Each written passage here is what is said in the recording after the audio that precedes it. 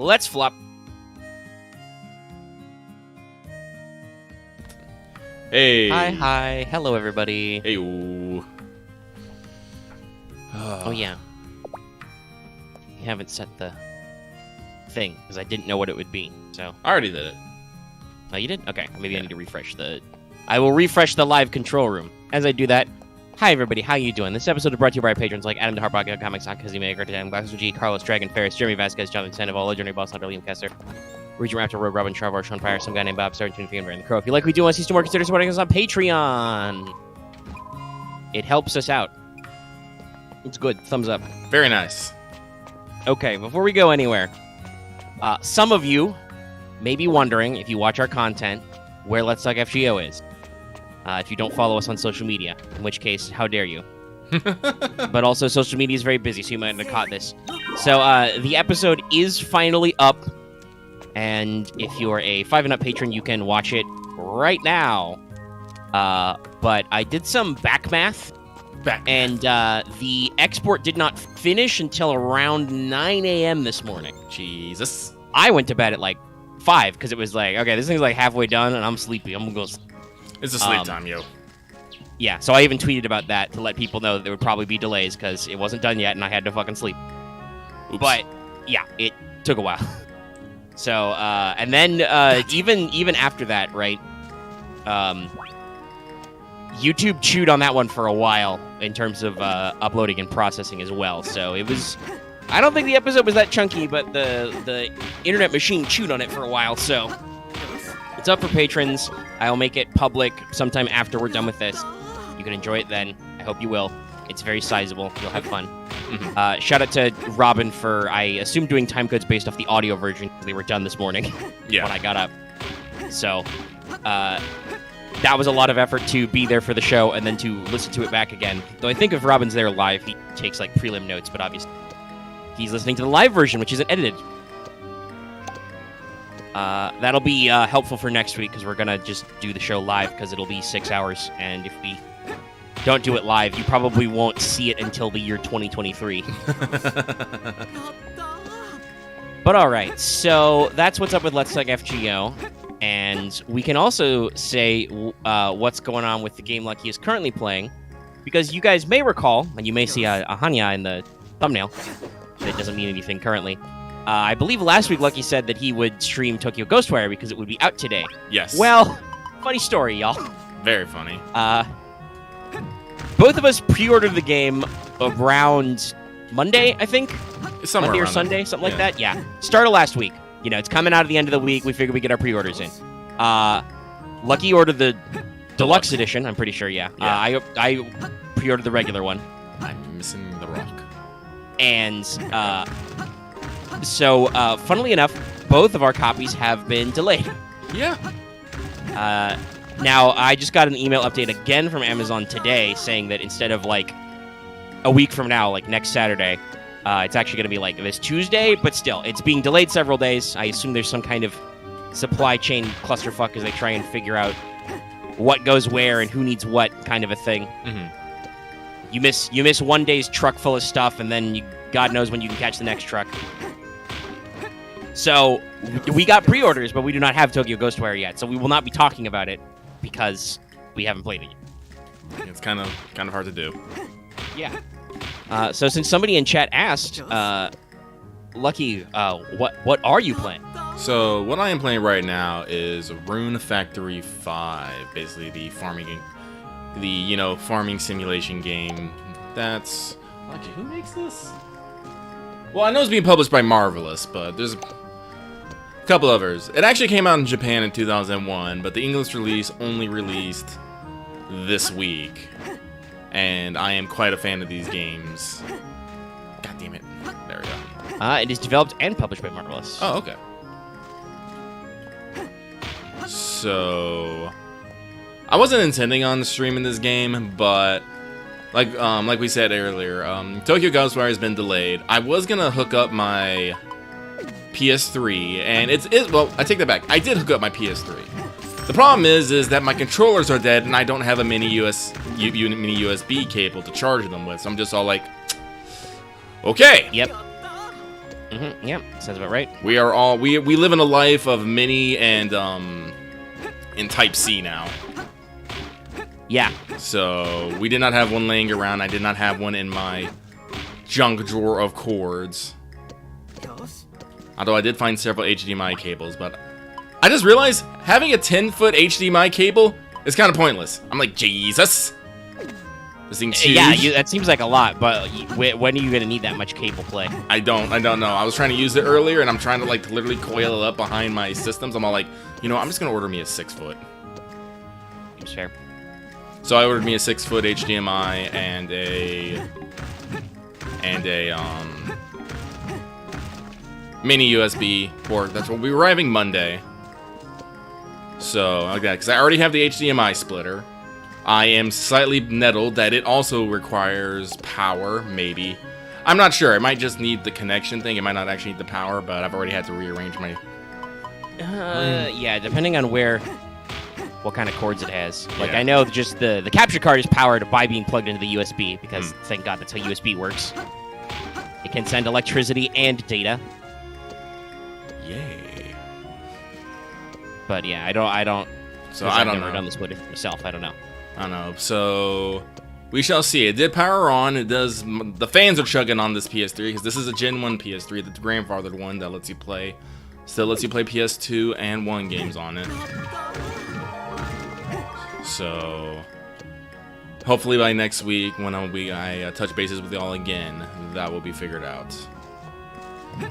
But since there's that, you know, I've also still been playing Strangers of Paradise, but unfortunately I've streamed it for the past 2 weeks, and I want to give you guys something different. Because otherwise you're just going to see me running around thinking and screaming about chaos, which some people might be into. I don't know. But I wasn't into it. I'm like, nah, I want to get my farm on. And so we're here with Runt Factory 5. Don't expect anything exciting, but I'll yell about things. And it just came out also earlier this week. In America. And, since it's in the description if people read that, but I had to do that because Lucky was out, so I scheduled a stream. And I brewed up a thumbnail to this effect because I was like, what the f*** are we going to talk about?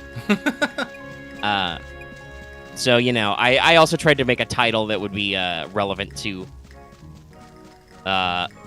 spiritually channel Lucky, since he could not do the scheduling himself. I think it's a better title than what I could come up with. Okay. But yeah, so, do you want to talk anything about Runt Factory 5 in general? Yell your thoughts and feelings to the internet? Well... Actually, what time is it? It's 9:27. Let me see something here. Where's she at? She's over there. I find it very interesting that this game has like a 69 Metacritic. Well, go ahead. Well, I'm not surprised because, honestly, believe it or not, as much as I love Runt Factory and as much as I enjoy this game objectively, this game's not that great. Okay. It's got some higher marks from like more RPG-focused outlets, but yeah, okay, it's interesting. Like, for someone who enjoys like farming simulation games and enjoys the Runt Factory series and what it's all about, this game's perfectly serviceable and functional, and you'll have a decent time. For anyone else who might be trying to think about getting into it or maybe, trying it out, like, unfortunately, they'll probably try and compare it to way too many other things and not have as a pleasant experience. This Runt Factory game is how do I want to put this? It's best for the ones who know what they're getting into, I guess I'll say. So I'm looking at it right, and obviously I can see what people would probably compare it to. Like, obviously, somebody's first impression might be like, oh, this looks like a 3D Stardew. Yeah. Because the guy who made Stardew Valley was heavily inspired by the older school JRPGs that are like this back when they were 2D. Yep, good Harvest old... Moon and the like. I mean, Runt Factory was one of them, too. Like, yeah. Harvest Moon, Runt Factory is originally built to be a more combat-intensive Harvest Moon way back when. Yeah. So, they've got their pedigree in that space, but also I'm guessing this one leans a little bit more on the. You just get like a running improvement for running around in circles. Oh yeah, no, it's one of the most hilarious things about this game that I love so much. Great, I love it.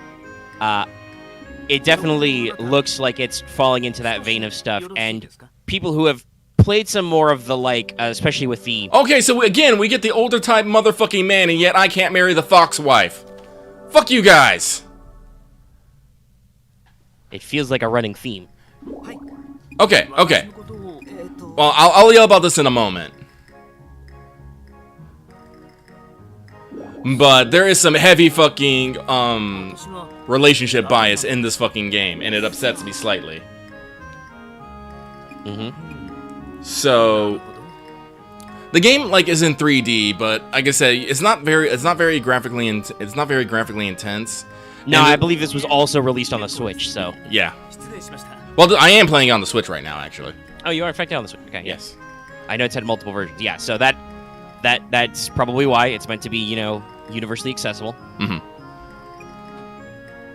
3D models still require a little bit of extra work as opposed to like, at least on the hardware end, as opposed to sprites. Obviously, somebody has to render a lot of sprites, but if you're a big-time developer, you can get a lot of mileage out of your sprite sheets.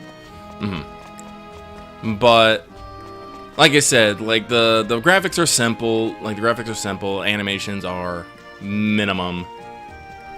Movement is finicky at the best. Like things don't control the best. Like you might have said it earlier. I was trying to move closer to a rock so I can hit it, but I just kept whoops, I hit the wrong button there. I would keep missing it and just keep swinging, and I was just like, ah. Yeah. But again, the issue of being an analog stick controlled 3D character in a world that clearly is operating on digital grid lines.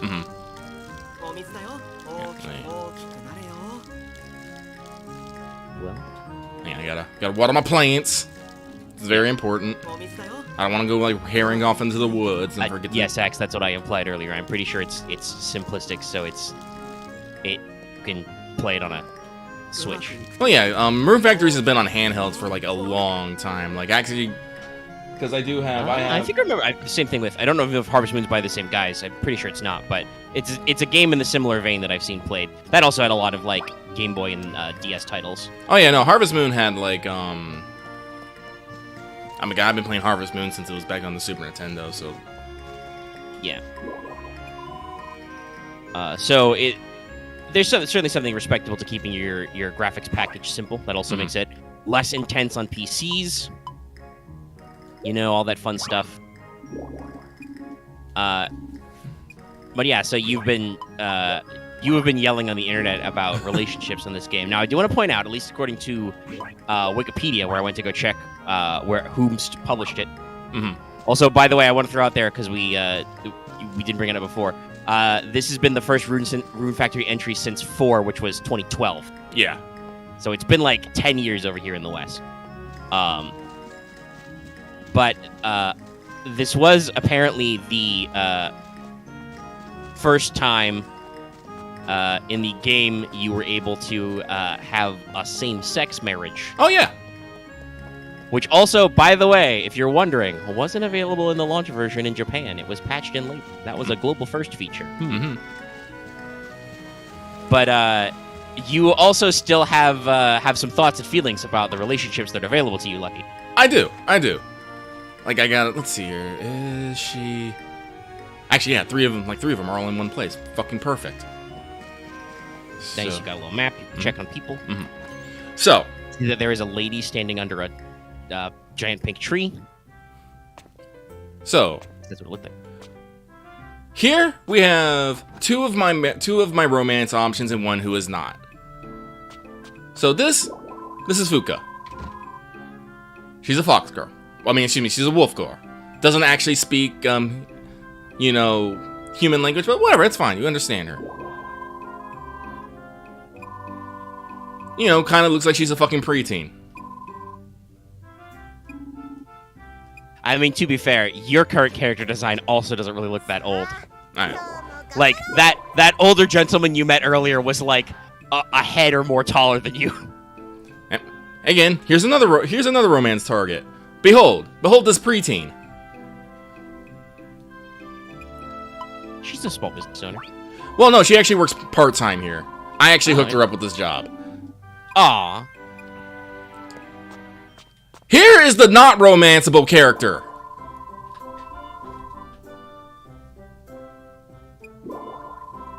You know, the blue-haired fox-eared, twin-tailed, buxom fox mother, whose daughter you saved and who absolutely adores you, and then who you saved this woman and she absolutely adores you.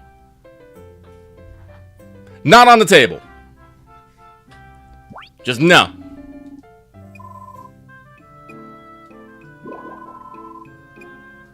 I'm just like, And like I said, but let me go show you her brother. Let me go show you her brother, who is a romanceable target.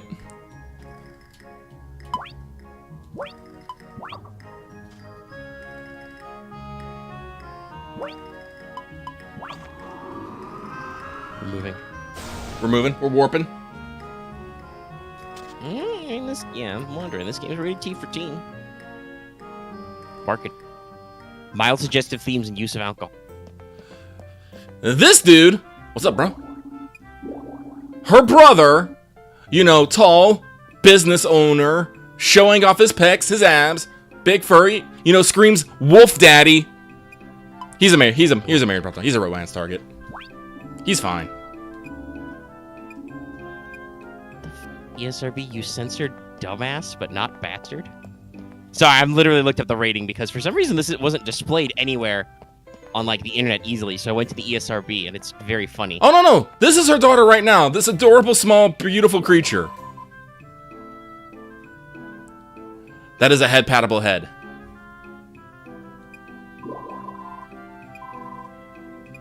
I mean, I'm gonna assume it has something to do with the fact that she has a daughter. Yeah, I know, but this is the thing I was thinking about. Japanese really have this weird hang-up about women who have had kids or had experience when you're pursuing your romantic fucking ideals, and it kind of pisses me off. Yeah, I mean, I think there are also some tropes about widows and whatnot, but do we know what happened to the adorable fox girls? No, that we do not know at the moment. But I will say, this the mother is quite well taken with you. You literally save her at some point. Like, it's like the first dungeon of the game. You carry her home like the queen she is, and she is just almost all over you as far as one can get. Like, at some point, she's glad she lives here because you are here as well. I'm all like, that's a big signal. That's a big signal. I mean, that really sounds like we wrote it to be a romance option, but somebody, an executive, was like, I don't know about that. This lady's like older, she's got a kid. I don't know. Our audience might find that weird. And then the global audience is like, we don't find that weird. No, trust me. I was actually doing Which is also, again, kind of interesting. Like, we just talked about that there were options that were put forward for this game for the global release. Like, I mean, it could be my marriage romance options look like fucking, you know, preteen girls with. Most of them have almost pretty basic designs, and I don't know about the personalities don't necessarily stand out. The men, on the other hand, you have a much wider range, and Am I sensing that perhaps Runt Factory is a game series that at least in Japan is played possibly slightly more by women? It could be. I don't know. That could be a thing. Like, can I pull up just like straight up like character profiles here? Let me see here. Character list somewhere. Let's see here. That's okay. This is Priscilla. She's like one of the first ones you meet. She's just a hometown girl, enjoys, you know, reading books and enjoying things. Let's see here. Is there yeah. She's holding that staff or rod slightly menacingly. Mm-hmm. I'm pushing the wrong buttons here. Sorry, I actually never used this. Okay, here we go. Okay. This is Lucy. Like I said, she works part-time. She's an adventure girl, likes getting out, doing stuff, having fights, fishing, all that crazy stuff. Mm-hmm. You know, again, preteen. I can tell the slightly sporty. Mm-hmm. I mean, I don't know about preteen. She looks like she's about the same height as you. Yeah. Well, I look like a fucking preteen. Fucking. True, I guess. We did just have that conversation. You are quite short. Like Scarlet. She works in the same place I do. She's alright. She seems interesting. And then you have Fook. Understanding characters' model skills, Scarlet seems slightly taller than some of the others. Oh my gosh, she has a hammer. That's hilarious. This one's a princess. She wields a hammer. Alright, then we have dudes. Then we have the blacksmith apprentice. Look at that design. It's fucking great. Well, before we move on to dudes, I will say I think we can confirm. I can agree with you that you just ran through all the female options you know, and they are just kind of all various themes on girl you meet in Adventure Town. Like they other than the different hairstyles and slightly different clothings, they're all like roughly the same height. So we have this guy. He's cool. Yeah. Then we have the boy detective. We have the hot spring owner, furry man. We have the sleepyhead who wanders the town at night, doing some sort of mysterious job. We have the princess's knight. Oh, she's not actually. She's Priscilla's sister. This is also another of the ones that you can't romance, which is a little annoying to me because goddamn. Yeah. I'm noticing some things. So yeah, no, it's very weird. Like no, those dude designs are way more varied. Also, yeah, it didn't activate, but because I got a cut scene with that gentleman dude, he's probably also someone I can romance. So you know, we have the tall, distinguished gentleman-looking motherfucker. Yeah, that is interesting. I think there's definitely something with like somebody's demographics, whether that's the dev studio or the intended audience of this game going on here. Yeah, no. So it bothers me slightly. Well, it's fine. I'm gonna get my. No offense to those girls. I haven't dived into their characters, and I won't say it's complete because like I would also say that I would argue the Foxy MILF is way more of a otaku bait type of thing. But it definitely feels like the female romance options we're aiming for like a typical shonen anime audience, boys from age like 12 to 17, and thus we just give them, I don't know, like tropes of girls they might know at school, right? You know, like you've got the sporty one, the bookish one, and then for dudes, it's like I don't know what our demographics are, but they're different. Nice sword, bro. Yep. But like I said, I'm gonna get my revenge because again, this game does have like features of combat, and one of the things I really do like about this is it has a almost Pokemon kind of aspect of it. Of you can capture monsters and hang out with them and put them to work, and you can do this with boss monsters too. At some point. So you remember I was talking about how I saved the Foxy MILF in the meeting? Well, that's because she was a monster. She was this. So as soon as I figure it out, I'm going to capture this monster, and I'm gonna make Misasage completely jealous because I am going to mofo the fuck out of this girl right here. But I can't for right now because you have to basically find the right item and all that crazy stuff and have some stuff. But I will have my revenge.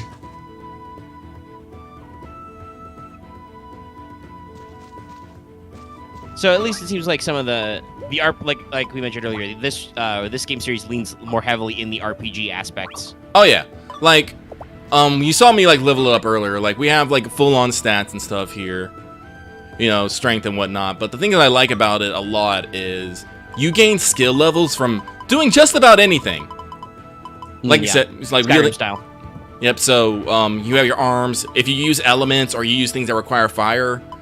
Like, so if I was to use, like fire spells and whatnot, this would go up. But also, when I cook with things that would use fire, this goes up. Oh, that's great. But stuff like this one, using water spells. But also, if I go fishing. This one, if I'm farming, it goes up, other such things. Love one is hilarious. There is love magic. It's great. But there's, farming, logging, mining, fishing, cooking, foraging, chemistry, Searching, walking, sleeping, eating, defense, resist poison, bathing. You have to level. Hold on, you have to level up your sleeping. Well, yeah. Because the thing is like basically when you level up, it gives you basically raises your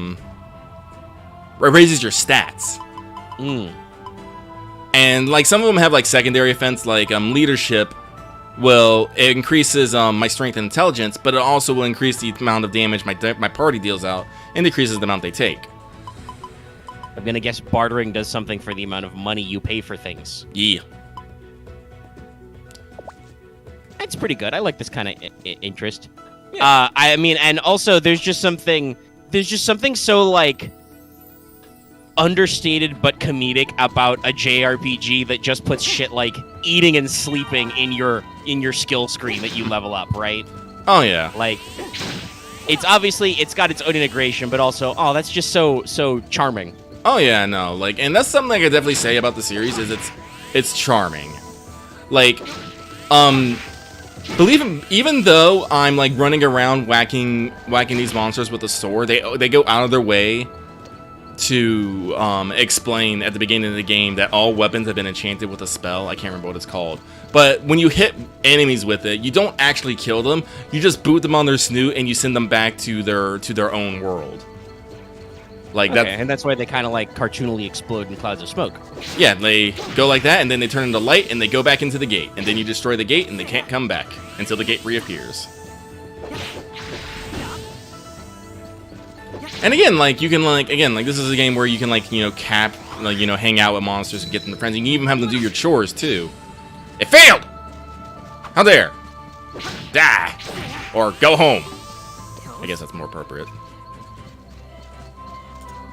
Trying to do it, but here we go. Try this again. Oh, yeah. You see, now we're buddies.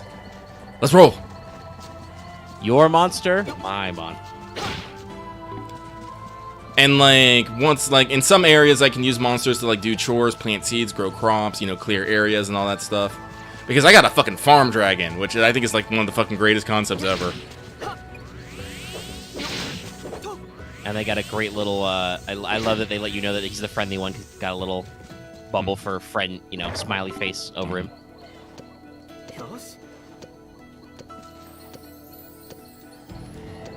But let me see here. So, warp menu.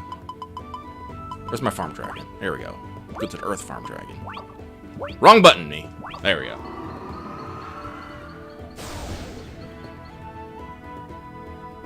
I don't know who came up with this concept, but I love them dearly for it. I'm just flying in the sky on the back of a dragon that for some odd reason has arable farmland on it. I'm like, this is the best. Neat. It is neat. But like, yeah, see, here's like a monster barn. I call it the Mofu Mofu barn because that's what's gonna be happening in there.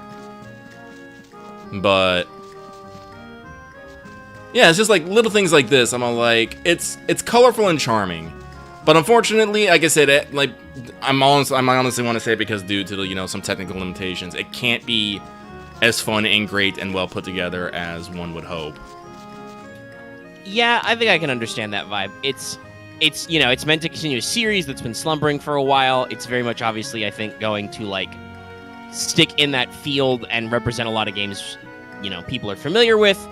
But I feel like they aren't necessarily trying to break new ground, as it were. No, like this game is actually quite similar to Runt Factory 4 in a lot of ways.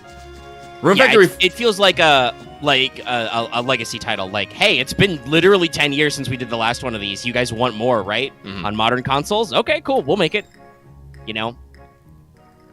Not like a remake, obviously, but definitely, oh yeah, you guys want another game that does these things. Okay. Yeah, like which happens fair.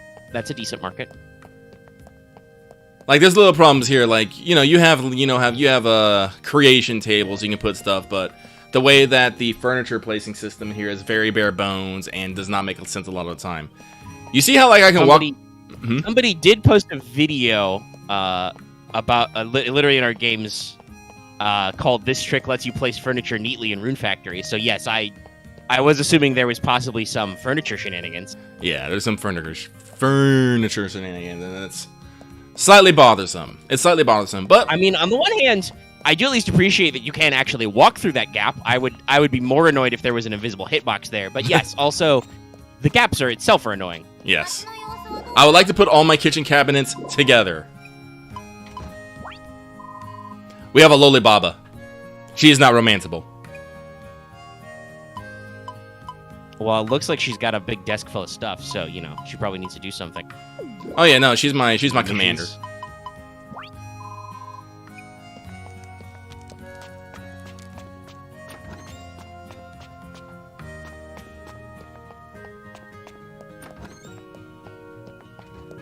Well, shout out to this town for, you know, supplying you with, you know, infrastructure and housing and all this stuff, even though you're just some amnesiac. Yeah. Some rando. Rando Cardrecian. Me and my art, bro, we just chilling out. Actually, that reminds me, I got some requests. Let me see here. So fun. Griffins, turnips, radishes. But yeah, quite a few video games have come out this this past week. Mm-hmm. So obviously, Ghostwire has actually come out. Yeah, I forgot what the reviews were saying about it, but people were saying things about it. Yeah, it kind of went up and down. I think I said some of the initial releases were a little more lukewarm. It's currently 75 on Metacritic, but it's got an 8.0 user score. So I feel like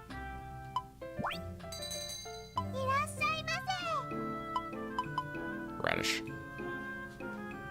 It's cute. It's in the store. So as I was saying, I feel like the vibe there is like I thought it was. Is that it's not necessarily going to be like breaking any ground, but if you are into the vibes, you will enjoy it. Right? Like it's got the things you are looking for. Mm-hmm.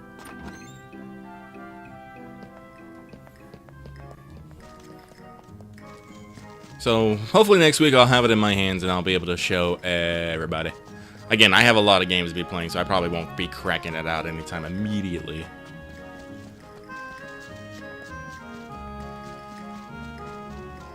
Yeah. Do I not have any more? So you know we gotta wait a while, but it seems to be going well. And like I said, I saw some high level reviews for it. I have never really been a Kirby guy, but the new Kirby game has come out. People who like that seem to be super interested. Yeah, I hear it's doing good. Actually, I've heard it's actually been getting really good reviews, actually. Yeah, I think, as usual, it seems like Nintendo is bringing their A game to these, you know, big first-party franchise titles on the Switch. They want to make up a splash. You know, same with, like, you know, Metroid Dread was outstanding. Fire Emblem Three Houses is, you know, fairly well received. Super Mario Odyssey, obviously, like, really, really great. You know, like, there's a lot of stuff. Tiny Tina's Wonderlands also came out. I will say that one seems to be in a little bit of a weird spot. Really? It's got like an 80% like 80% on Metacritic, but the user scores are in the toilet because I believe that Shift and some other of the back end is having like problems with multiplayer and other connectivity. Like I think I talked about this yesterday, like off mic, but I know a streamer who had to stop streaming it yesterday because the servers went down. Oh Jesus. So like, yeah, it seems like the game is okay if you are into Borderlands games, but there are currently some technical issues. So I'm also kind of like, well, glad I didn't jump on that bandwagon right away. You know? Mm-hmm. So, yeah, but we're in our next big wave bubble of video game releases. There's a lot of stuff coming out. And so we'll continue to ride it out here for now. Actually, I gotta consider what is coming out next. What is coming? Isn't Three Hopes this summer?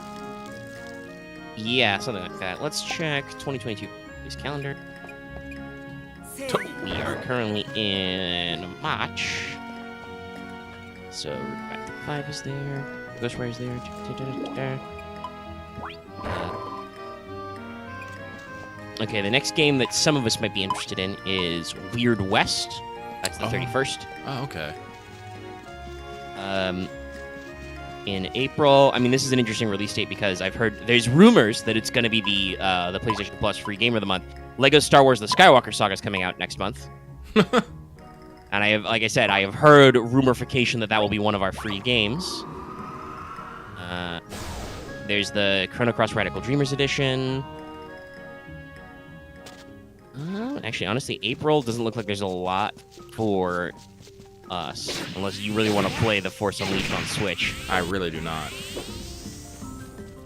Though, if you have only a Switch, or, you know, stuff, remember, that's when 13 Sentinels Aegis Rim comes out on Switch, April 12th. Buy it. Buy it. But April 29th is Nintendo Switch Sports, but they're not even going to have golf yet, so it's fine. Let's see. May might have a couple of things. That's when Vampire the Masquerade Swan Song, which is a like RPG kind of like storytime game, comes out. There was a trailer for that recently. PlayStation are putting out a lot of trailers right now. Yeah, Fire Emblem Three Hopes isn't until June 24th. Okay, yeah, so yes. Actually, that's right after summer, if I remember correctly. And then Saints Row is in August. That's something I'm definitely going to be picking up. Forspoken has been moved to October, and Starfield is still November 11th, though. You know, Bethesda still hasn't shown any footage of that game. I mean, so I'll say this: I saw some great. I think the last time they did like an update about it, I saw some great opinions on the internet about about Starfield. Basically, you know, you don't act like there's something to be concerned about with there's no footage of Starfield and it's probably going to be a broken piece of shit when it launches. That's just how Bethesda games are. It will be busted. You should assume this, and then if it's not, you can be pleasantly surprised. But it won't, because it's Bethesda. So, yeah, no, I'm just like, I'd like to know more about the game because it's supposed to be like the defining killer app and whatever, but also it could just suck because has Bethesda, like core Bethesda Softworks, made a good game since Skyrim? Also, some people will fight you if Skyrim is a good game. Actually, wasn't Bethesda Prey, though? But that was by Arcane. Oh, that was Arcane, not fucking yeah, Bethesda. Arcane handled the main development on Prey. They handled the main development on Deathloop, shit like that. You know, like Bethesda was a big publisher, but I think the like actual. Let me see if I can. Actually, now that I think about it, yeah, no, like how powers work and all that stuff. That's stereotypical fucking. That seems to be the Arcane formula. We have guns, but also weird powers.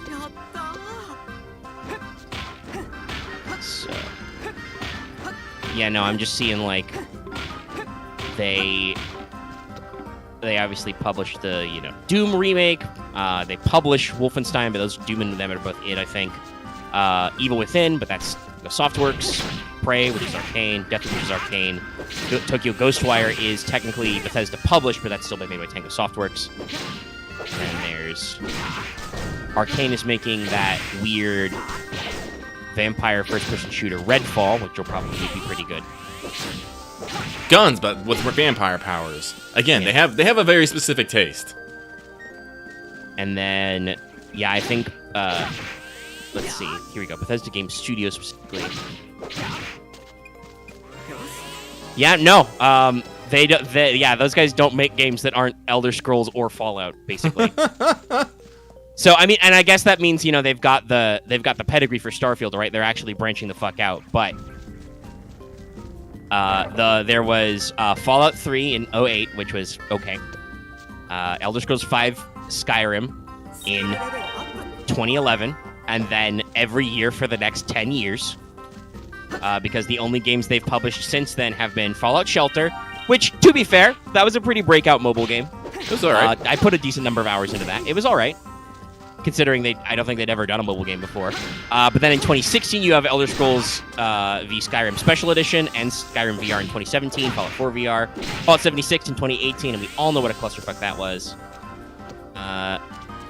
They released a free-to-play Elder Scrolls game, Elder Scrolls Blade for mobile. Didn't hear anything about that. And then literally their next title was Starfield. So yeah, no.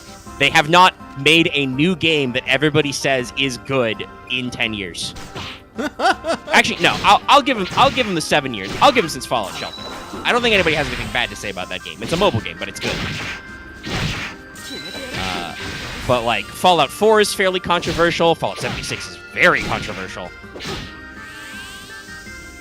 Yeah, I believe ESO is technically handled by a different publisher. Let me see if I can find that. What you want, Spider? Get out of here. Elder Scrolls Online. Yeah, that's ZeniMax Online Studios. Oh, yeah, ZeniMax. They do things here and there. Yeah, ZeniMax, because they're part of the, like, overall media company. ZeniMax Online was basically made to produce Elder Scrolls Online. They did additional work on Doom and Fallout 76, I assume for multiplayer stuff. And they're making a Commander Keen title for mobile? Yeah. Interesting. Yeah, they announced that like a long time ago. Yeah, I don't remember it. Gosh, I remember Commander Keen. Mm-hmm. We had an old DOS machine. I played Commander Keen. I played old school Duke Nukem. Very different from New Duke Nukem, by the way. Duke says he has to defeat the bad guy so he can make it home in time to watch Oprah. And no, I do not shit you. Played some old Mac games, too. Well, you gotta remember, Doom Guy's Doom Guy because they killed his fluffy rabbit. Yeah. Doom Guy's very mad.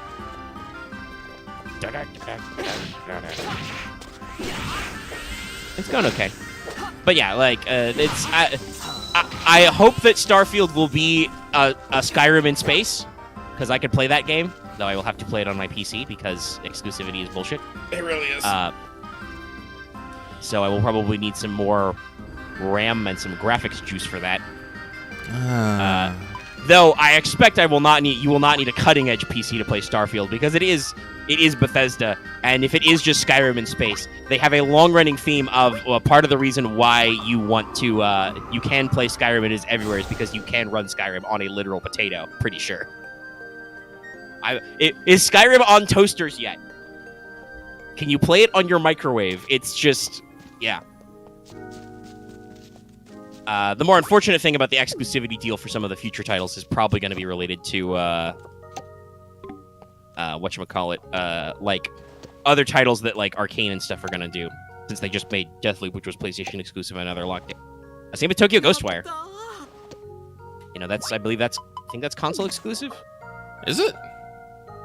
It might be. Let me double check. I will say, it's very hard to tell these days, because everybody just lies to you in trailers.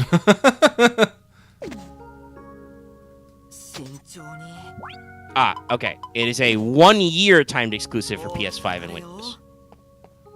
So that means hypothetically in a year,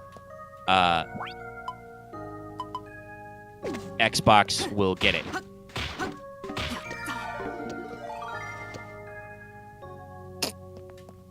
But yeah, so we live in interesting times.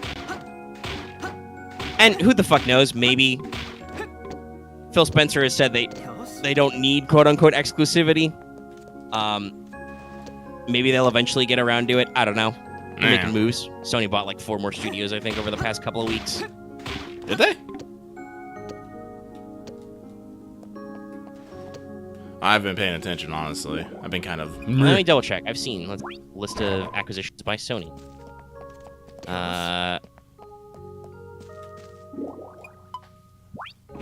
Okay, so we have Locked In Haven Studios, which I think that's Jade Raymond's studio. We are working on acquiring Bungie. Oh, excuse me. They have a minority stake in Devolver Digital here. Okay, maybe they're in talks to acquire more studios. Yeah, Bluepoint was a while ago. Also, yes, this is Runt Factory. Yeah, Runt Factory 5 just came out in the West. We talked about that earlier. You can check the VOD later if you missed it. I mean, technically, we already knew about this, but other people may have also been reacting to the Lasengle acquisition, technically. Oh, yeah. Because that was, you know, that is a video game acquiring under Aniplex, but it's not an SIE. Though, and Equation. again, the Bungie thing is also going to run through. That'll be quite interesting over the next while. That's still pending, though, I guess, so... Must be in talks, negotiations, maybe some negotiating with some members. Yeah, there's also probably, for that big of an acquisition, I do believe you need government oversight. It was the same with, like, when Xbox bought, you know, like, Bethesda and stuff. That actually took a while to process because, you know, Congress has to look at this and go, hey, are you guys making a monopoly? Don't do that. Only we can have usually what you do is you... And then what you usually do, what I assume what the other guys do is they point at, no, we've got competition. Look at those guys, and look at those guys, and look at those guys over there. And they're like, okay. I do know that there are rumors that Project Spartacus will get actually announced soon, which will be whatever PlayStation is going to do to compete with Game Pass. We'll see how that one works. I am interested because the Game Pass service seems nice, but we'll see what Sony actually does. Mm-hmm. Let's see. It's Anime Japan this weekend. I don't think FGO has had its panel yet, because otherwise I feel like our Discord would have exploded. It probably would have. Let me see if I can dig it up real quick and see how long we have before that.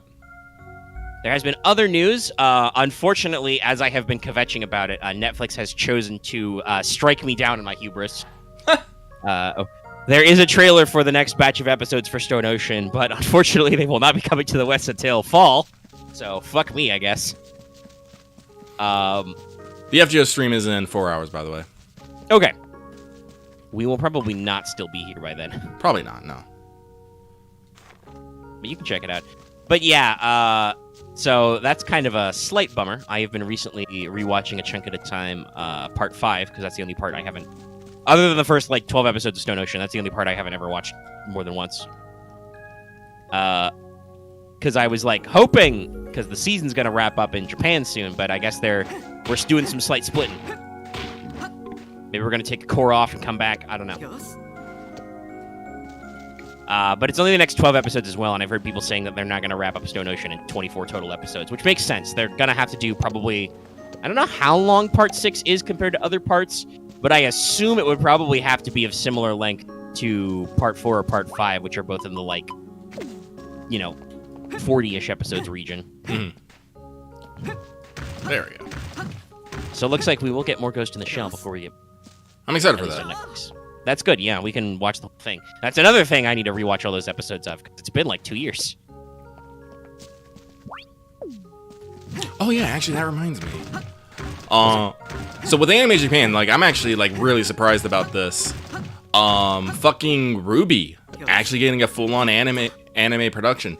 Now, that's the thing, that's surprising, but the thing that surprises me more is the minds that are going into its development.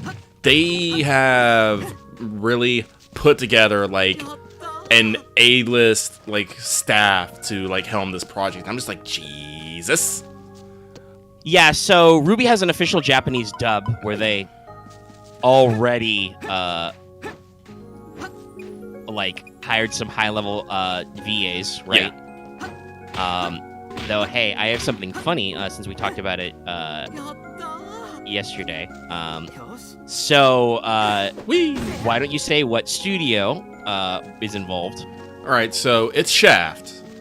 Shaft, the very artsy, and non-standard studio does to do a lot of weird things in their animation. Probably best known for Madoka Magica and the Bakemonogatari series. Also have worked with Type Moon before. Yes. And I have just shot you a tweet that is, you can at the bottom. This is from 2018. This is from Miles Luna's Twitter. He's one of the writers on Ruby. He's not at Rooster Teeth anymore, but I believe they still consult him on writing the new seasons. Mm-hmm. And hey, he visited Japan, and one of the places he went was, in addition to tours of Trigger and Good Smile, they toured at Studio Shaft. Oh man, that's probably on my fucking bucket list. I would love to go tour fucking Trigger and fucking Shaft. Yeah, that seems neat. And if you're wondering how they managed to pull it off, I know obviously people have their own thoughts and feelings on Ruby. I don't think I've watched since volume 4 or 5.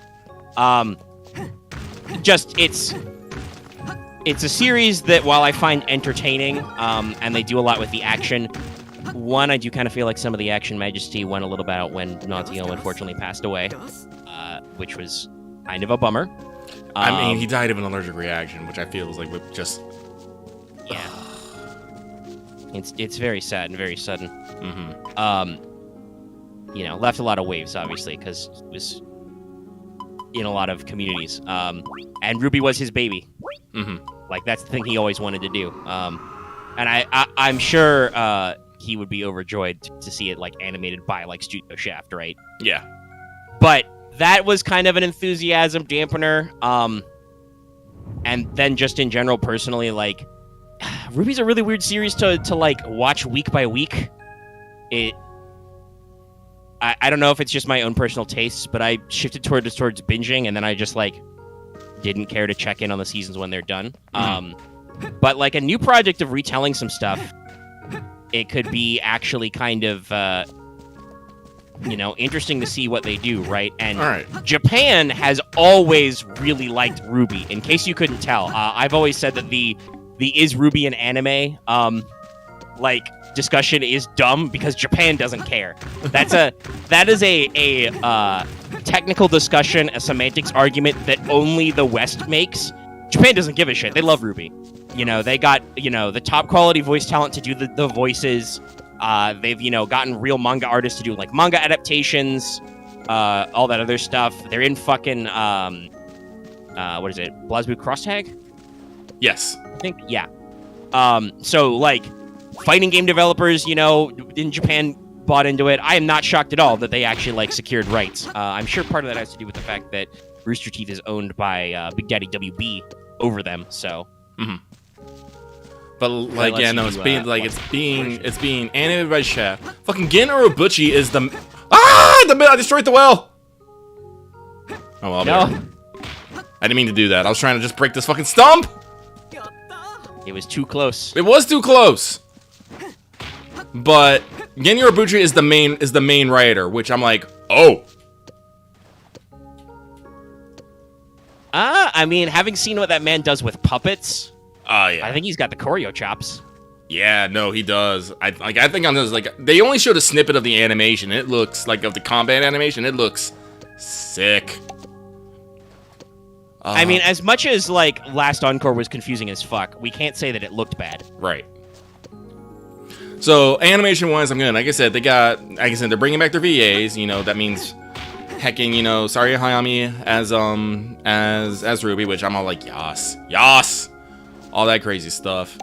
I can't remember the other names off the top of my head, but the person overhelming the entire series was someone who also worked on I believe they were I can't remember their job title. I don't want to mess it up. But they also worked on Bakemonogatari, which is fucking goddamn amazing if you know it. Let's see it. I'm trying to remember off the top of my head because I don't want to just, like, stop to Google stuff, but the character designer is the same one who did Black Rock Shooter, if you know that one. The composer, I'm not actually, yeah, you go home. What the fuck are you doing here? The composer, I don't know, but I just remember that their works was actually Ghost in the Shell 2045. I don't actually so again, like, no, they're bringing a lot of talent to this, and I'm kind of excited.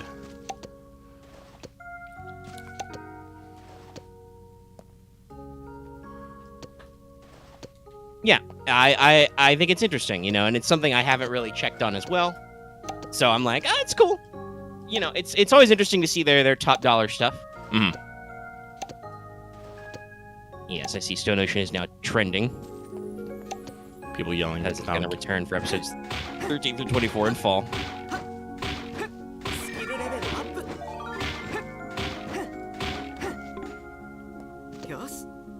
But I will retweet a JoJo meme about it. It's actually going to be really interesting. I was kind of close. Yeah. Stream control room there. Shouldn't do that. That's why I check chat. I went to move my tabs on my Twitter instead. But I was earlier complaining that Dogs Must Die, a bizarre podcast, which is a JoJo's Bizarre Adventure, I guess, recap podcast. They're going through the whole series, one of them for the first time. They recently finished part 4. Mm-hmm. So they're going to take a couple weeks off for Thus Spoke Kishibe Rohan, which has a couple of OVAs, which are all bundled on Netflix. They were released at all a bunch of different times. And I was a little annoyed by that because I'm like, but I want to get you to the next bit because I want to hear what you want to say. But honestly, in this news that, like, it'll be a while before Stone Ocean, it makes more sense for them to delay a little bit because of reasons. Space it out, yo!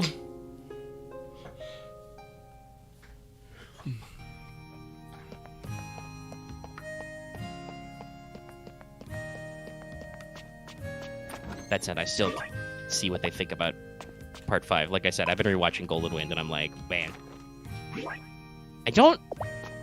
Picking your favorite JoJo part is always a weird question, right? Right. But I do really like Part 5. I know that wasn't as popular in some elements, but, like, every time we move to a new part, stands get weirder and more specific, and I love it. Mm-hmm. I mean, that makes sense, because Part 8 has been done for a while. Araki just said he was going on hiatus for a little bit. I'll be interested to see what he's doing with what's Part 9 going to be called? JoJo Lands? It's always interesting to see the art style change, and also, this is the other thing I love about JoJo's Bizarre Adventure. Every new part is like a new fucking genre. So I'll be interested to see what this one ends up being like or about. A lot of people say that about 7. I don't read the manga, so I don't know anything about it other than the general premise. And the name, obviously.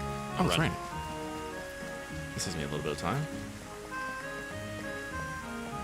But I really liked the first 12 episodes of Stone Ocean. That's why, like I said, I was kind of jazzed. I was looking for more info on when it would be coming, and I got the news I didn't want. Gonna be a while. I'm like, oh, why Netflix?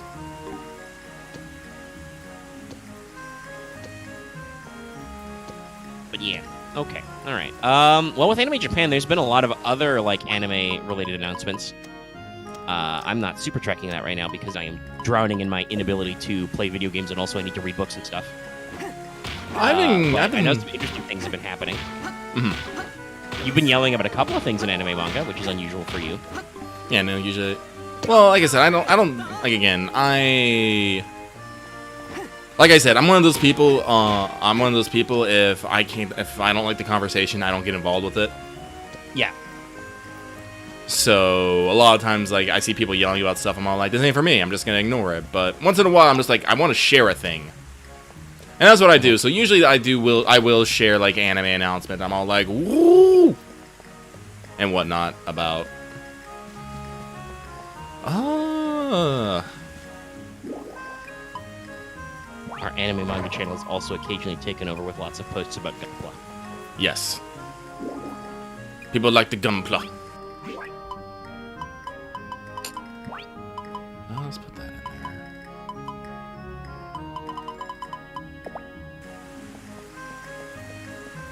But I can't think of anything immediately off the top of my head, but there's just been a lot of announcements. Mm-hmm. One that does excite me, though. I mean, hey, it's Anime Japan. What do you expect? Yeah. Announcement that I saw that actually got me interested in the manga was they actually announced the anime adaptation for Kaiju number 8. Which is actually, like, I actually binged the entire manga today, actually, because people were saying that they thought it was quite good, and I was all like, oh, I like that. And I read it, and it's quite good, so...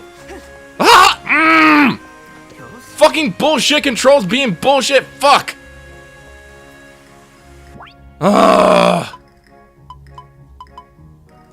Was that a cabbage? No, it was my grass, but I need grass so I can fucking... Well, I got a grass seed here, right, so I can use it, but... If it was your cabbage, if it was a cabbage, I would have said... Cabbages. Cabbages! I don't like how they keep putting these resources right next to my field when I can accidentally hit a button and just go screaming halfway across the screen to sickle my fucking grass. God damn it. Yeah, I feel like there should be like a little bit of non-interference space there. As seen by earlier when you accidentally well.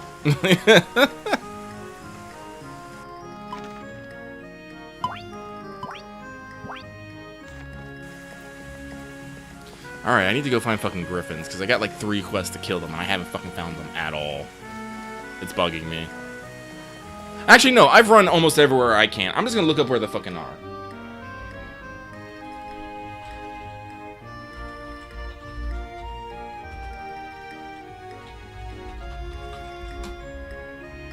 Will say, speaking about manga and also JoJo, I have been keeping up a little bit on Crazy Diamond's Demonic Heartbreak, that spin-off manga. It's pretty interesting. The author seems to be doing interesting stuff. Confirming Kakuin's from Morio City originally. He has a cousin who also saw Dio. Whole Horse has PTSD.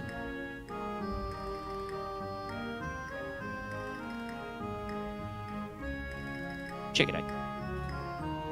Let's see. I don't have a whole hell of a lot to talk about this week, I will say. I've been blocked up with a couple of things. I had to transfer some old projects to some new files and move some stuff around, which sucked up some time in the earlier days. I have been playing Triangle Strategy, but very slowly. Up until the Lost Belt chapter dropped, I was doing about a chapter of Triangle Strategy. It's I can say this much so far. While I like Triangle Strategy, both as like a general game and obviously as a tactical system, it's pretty fun. You know, it's a tactical RPG. It's pretty easy to grasp. It definitely has a very slow start, especially if you've only played, I think, the first demo. Because that starts you in media res, basically. So I know what the core conflict will be, but we're not there yet, you know. So it's a very slow build. There's a lot of time spent developing your characters, kind of your, you know, your associated cast, potential antagonists and allies and all that stuff. A lot of world building because they have to set this stuff up. There's obviously that big long monologue about the Salt Iron War and all that stuff, and kind of establish the various factions and states and stuff you're involved in and people. Very early, your training wheels come off. I think I mentioned this in a different stream, but I do want to say shout out to my boy Sereno, player character. He goes to he goes to meet his betrothed and sees some ladies being accosted by bandits. Doesn't know it's his beautiful pink-haired fiance yet. He just backhands one of the bandits out of the way with his sword and jumps into their aid, which is the tutorial fight. So, great character establishing moments. But you get to spend a lot of time with these people, like slowly building them up, getting a feel for everybody's like personality and what of the three convictions they favor. I think I've talked about the convictions before. It's a kind of interesting system. Big deal on your three axes are utility, liberty, and morality. So utility choices are utilitarian, the most good for the most people kind of stuff. Yeah. You know, very, very pragmatic, open-minded, you know, aiming for that. Morality is very much classic, like, oh, that would not be honorable, that would not be proper kind of a thing, you know, playing to a lot of, like, more rigid stances of good and evil. And then liberty is more about, like, personal choices and freedoms. Not necessarily the right thing or a good thing, but the thing where people are free to make their own decisions. And depending on your various levels, you can recruit different characters and stuff and do kind of split season stuff.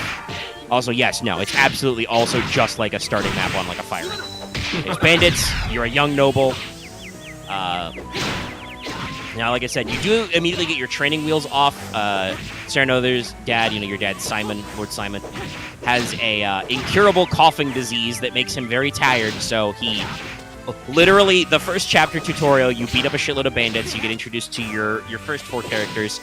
Sereno, the Lord with Sword, his tactician, Benedict, who is a buffer, but also his weapon is a sword cane. Your lovely fiance, the Fire Mage, who's from the northern cold climate of Ace Frost. And she's actually part of the Grand Duke's family. She's a lesser child of a concubine who's from a mysteriously anime-haired ethnicity. Where have I heard that one before?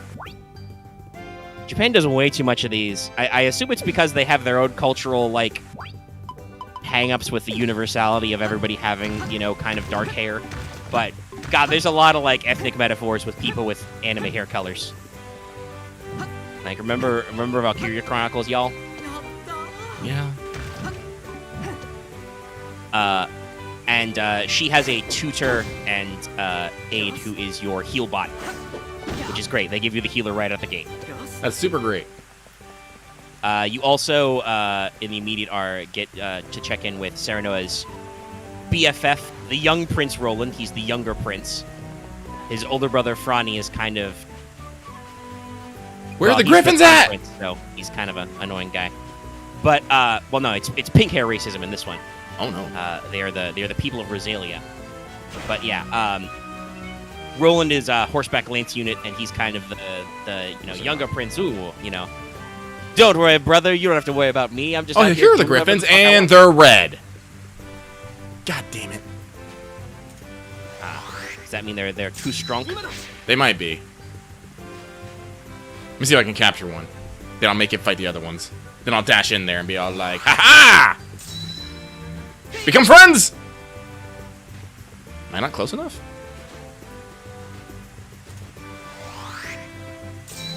Friendship! You also very quickly get added a couple of units. There's you get a shieldy boy who can like taunt. And then you get like two characters who are apparently like the most busted ones. Roland's bodyguard Huette is a griffin riding archer, or a hawk riding archer. She rides like a giant bird and shoots a bow. She's got a shitload of mobility.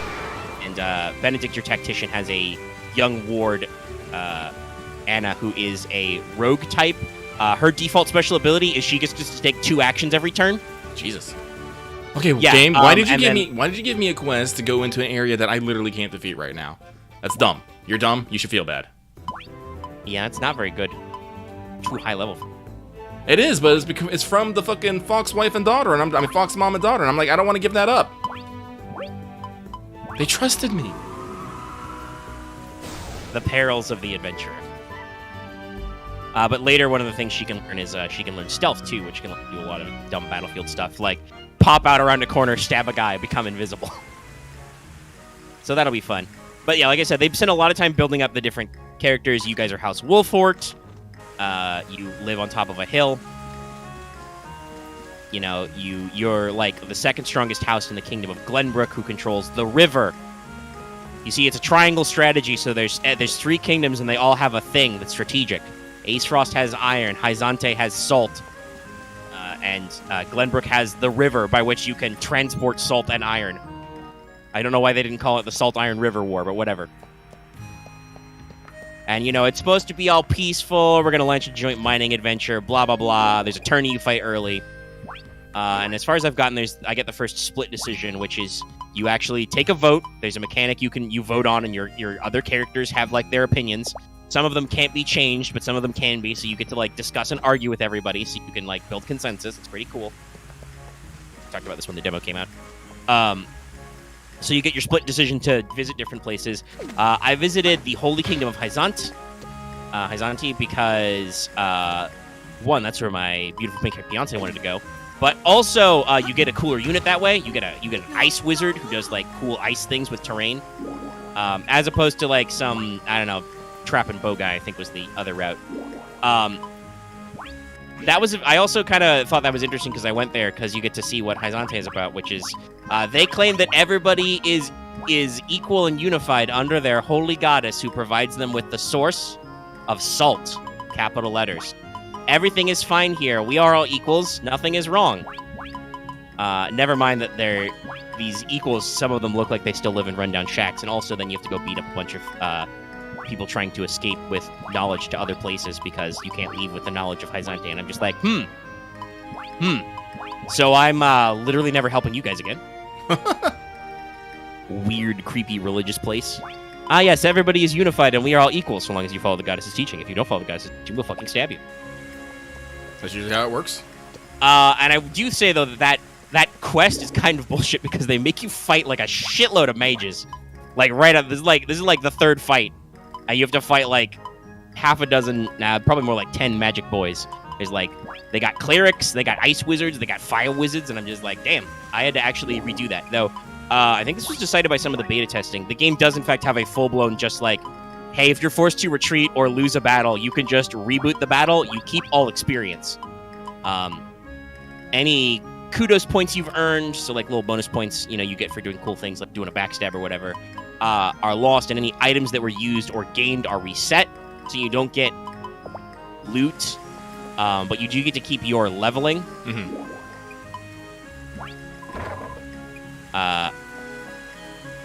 So basically, if you bum out, you don't have to like.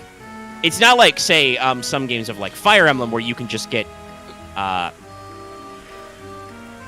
basically fucked on a map because you're not leveled right. Mm-hmm. You can grind the map out to work on there. And also, I believe that they took this because from the beta testing, they took out permadeath. So you don't have to worry about if anybody eats shit and dies. I think that's always been the problem I've had with Fire Emblem. It's like not just the permadeath. It's like when you level, your stat increase is almost random. Yeah, there's a whole like randomized growth aspect. And I'm just like, no. Yeah, I'm not entirely sure how leveling affects stats. I know that leveling unlocks new skills, but you can also just go to your camp and buy upgrades for units in Triangle Strategy. So you get to if you have enough like iron and lumber, you can improve Serenoa's like sword to like sword plus and then sword like plus plus. Like you don't necessarily need to buy new weapons for everybody. It's just you upgrade the weapons they have by default, and then that makes your combat potential rise and stuff. So, that's cool. Yeah, they obviously took some cues from like people playing the game and testing it out. And yeah, Fire Emblem's definitely like, if anybody ever wondered, yeah, I played 3 houses in quote unquote casual mode where people stay if they live, because guess what? I'm that guy. I soft reset every time I lose a unit. I do not allow units to die. That is simply not how we operate here. So just turning that on just saved me the reset time, basically. I was not going to allow a unit to die anyway, so it doesn't matter. All right, Yes, I am slowly enjoying Triangle Strategy. Slowly. Like I said, I understand why it's a slow start. It's got a lot to set up and has to like build all your character relationships before things get weird. Mm-hmm. But it's definitely like, if you were expecting a game to like majestically grip you and slam you into the plot, no, we don't do that. This is a slow world building experience. Well, it seems like more of a story of political intrigue than anything else. Oh yeah, there's definitely a lot of effort on the like, on like building the factions out. Like I said, like what is it? Trying to.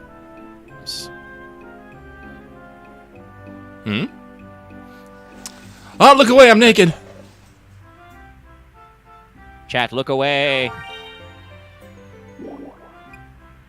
All right, safe. Oh no, this is actually kind of funny. This game will actually keep track of how many times you try and go into the girls' hot spring here, and actually tell you. I'm not gonna do it because I accidentally did it by once, and they named me a klutz. I'm like, I don't want to know if they have any other titles the higher that goes up, so I'm just gonna avoid doing that. Yeah, I don't know. I don't know if we want to go any higher than that. Oh. But your fiance's name is Frederica, and you meet her cousin, Lord Dagan. Hey, cuz. You think at first with a name like that he's going to be sinister, but no, it's actually Frederica's like half-siblings who are huge assholes to you. God, I hate them so much. It's only been like 3 chapters, but I can't wait to punch their fucking... Ugh. They're so annoying. Yeah, Erica and Thalas, and they're just like... I mean, here, hold on, let me... For Lucky, I'll post in my chat. Oh. Look at these fucking smug-ass story sprites. Jesus fucking Christ, that is evil. That is evil. That is evil, like, sibling. These are my in-laws, Lucky. Kill them! Yeah, no, I don't like them. But Frederica's cousin, Dragon, is, like, actually, like... I mean, he gets absolutely smashed at the party you have. Like, you have a party to let everybody know, and that's when your dad announces that he's giving you rulership of the family. So Dragon gets absolutely blitzed on wine, so much so that he literally passes out. You and Frederica have to carry him up to his room. But, like, he's just an upfront guy. Like, feels like he's not appreciated because of his great scientific mind to, like, figure out the iron mine and stuff. But, like, he tries. But they have to like establish that whole thing that like, okay, you're interested in Iron Mine, it's using new techniques, all the guys are involved, you get to meet ministers from Hyzante, you get to, meet all the people from Ace Frost. The king drops by to oversee the tournament with all the all of his backers. There's like 3 other big families. Yes, there's 3s within 3s. There's 3 countries, and then in your country, Glenbook, there's 3 other big families that are under the king. You're one of them. And there's the other 2. I do like that there's like basically there's a world map you can go to like view core events and side stories, so you can like view what other characters are doing. And then when you do main story stuff, you will have basically exploration moments where, as Saradoa, you will run around and talk to people. Sometimes these people ask you for responses, and you can pick usually one of 3 options to raise your convictions. During your first playthrough, you do not know what conviction you are necessarily raising by what response, that you can obviously guess. The exact values are kind of hidden from you to operate surprise, though I am acting with slight foreknowledge because I figured out there was a golden ending and requires very specific things to do, and I was kind of like, The normal endings involve a lot of like mandatory choices, and you basically are forced to alienate one of your core party members to kind of like pick a side, and I'm kind of like, it sounds kind of like a bummer. But you talk these conversations. You can also talk to people to just get lore dumps, and this is like, you learned about blah, blah, blah.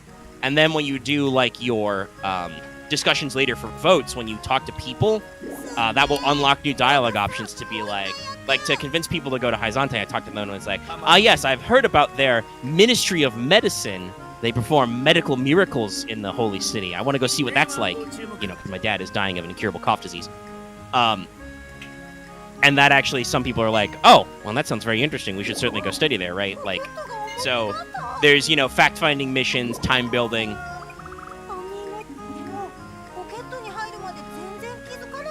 Did you do a magic trick with a rock? Yeah, you just put a rock in a kid's pocket. And Lucky's not sure if he's gonna marry anybody in this game. Like, I had my heart set, and it's been broken. I won't get over this pain, ever. So, I like I said, I really like Triangle Strategy. It's just, it's a slow starter, especially because we've had a lot of other things going on.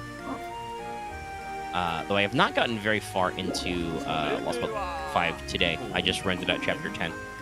I took some time instead to actually refocus and get started on trying to figure out where I'm going with the next Delta Green Op, Starcourt. Do a little bit of work on that to figure stuff out.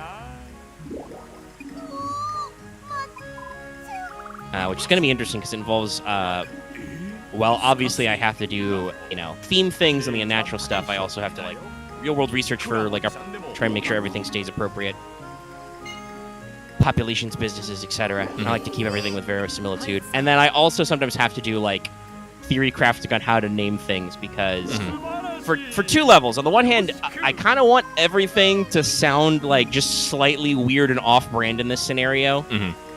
Like, if you go to the coffee shop, it's not going to be Starbucks. It's going to be called something else, right? Right. And while there will probably be some real-life business touchstones, like I imagine in the mall that was a dead mall and then was refurbished in this scenario, there will still be a McDonald's in the parking lot that just never went away because you can't get rid of McDonald's. You really can't. No, it's just still there. So it's still McDonald's. It's still the Golden Arches. But, for other stuff, thinking of, like, names for things, places you can go, various other aspects of trying to keep everything tied together is interesting. It'll hopefully come out why I brought this up. But, like, thinking of, like, names for stores and stuff, there is going to be, like, a card and comic shop, a game shop in the mall, fistful of dice. And I had to come to think of like what gonna be some of their weird things. It's gonna be lots of like little weird things. And once again, is it gonna be like, is this a real weird thing or is this just like people are weird? Is it honestly, I'm of the impression if it's a fucking game shop, no, they're just people are fucking weird. Yeah, probably. But I needed to come up with an off-brand 40K reference. Sorry. So I chose Battle Lance. This is twofold. One, again, because I want to keep everything like slightly off base. And, I may or may not express opinions about how, this Battle Lance thing, constantly releasing books and forcing you to buy new miniatures and paint them and whatever. Like, you know, there might be some interesting vibes there that might not line up one-to-one. But also, Games Workshop does have kind of this weird zero-tolerance fan content policy, so I'm like, I'm not going to drop their name in the thing we're going to publish on the channel. Even if it's, like, for my own entertainment. We technically monetize it, so, like, Okay, there wasn't a miniature line already called Battlelands. No, it was Battletech, and they have something called the Heavy Battlelands. Okay. Yes. No, that also can probably work. Like, I was like, do I want to use battle as a synonym for war? Because there is Battletech, and I'm like, yeah, actually, no. That works, too. Maybe it'll have giant robots as well, right? Everyone loves giant robots. So, yeah, that can, like, the weird, like, blending and twisting of the themes. But, like, that was something that I had to, you know, work on for, like, 5 minutes, and I'm like, okay, what am I... But we're working on setup and research stuff and get there, and I'm doing that because we are actually started on... we're back in Star Wars. Yes, we are. We had a session. Yeah. Stuff happened. Guns were shot. Bang. You actually listened back to the AP shortly after we published it, I think. Yeah, I wanted to, like, double check on some things and, make sure things are alright. And also, you know, follow up on some things. We got a little, I think at times we got a little lost in the goop. Well, yeah, like, that was the thing I was, like, one of the things I was worried about. I was like, how far in the goop were we in? And at some points, we definitely lost our train of thought. I'm not sure if we lost our train of thought any more than we usually do, though. Probably not. Because that's the thing I like. Cause like I don't listen to every single one of our APs because you know I was in it, so I don't necessarily really feel like him. But like once in a while, like if we haven't if it's a new series or maybe I'll go and listen just to see how things vibed and whatnot, and like and capture the flow. I've done that occasionally. Like whenever we're about to go back to if I'm working on like Sprawl stuff, I will often go back and like listen to the session 0 or something to double check some stuff. Mm-hmm. But yeah, like obviously, you know, any group of people speaking will get out in the weeds, as it were. It happens. Mm-hmm. Sometimes we need to refocus. The fact that sometimes some people aren't focused anyway, and then will continue to steer the focus away doesn't help. Nope. Lost gifts. But also, it just happens in general. You know, you can't have everybody's attention all the time. So. Okay, you didn't like that, okay. That's a shitload of grass. Yeah, I know. I can't just pull out one. I have to pull them all out. Don't ask why. Well, I could pull... I'm wondering if the logic is just, it's funnier. Okay, you don't like that either. That is very goofy. You have a giant stack of... I mean, I could go into my inventory and I can, like, go single it out, but then I have to go find that one single one. I should just give them a fucking rock. Rock. I got a rock. But no, basically this is how you here, have a fucking rock. Oh, I just hit them. Oh, wait, no. Okay. You do not like rock. Okay. Do you want a branch? I like how you got a skill up when you threw the rock. Yeah, it's called the throwing skill. I know, but it was very funny that it was to the rock. Here, bamboo shoot, go! But yeah, so when we talked about this afterwards as well, because you were going back through being bamboozled by YouTube ads. Still very weird to me, by the way. You were talking about getting like long-ass unskippable ads. Yeah, I know. Wow, that's not usually my experience. Like, I do get plenty of unskippables, but they're usually like either because it's only 6 seconds anyway, or it's like drugs 15 seconds unskippable. Those are the ones where I'm like, you too. Too far.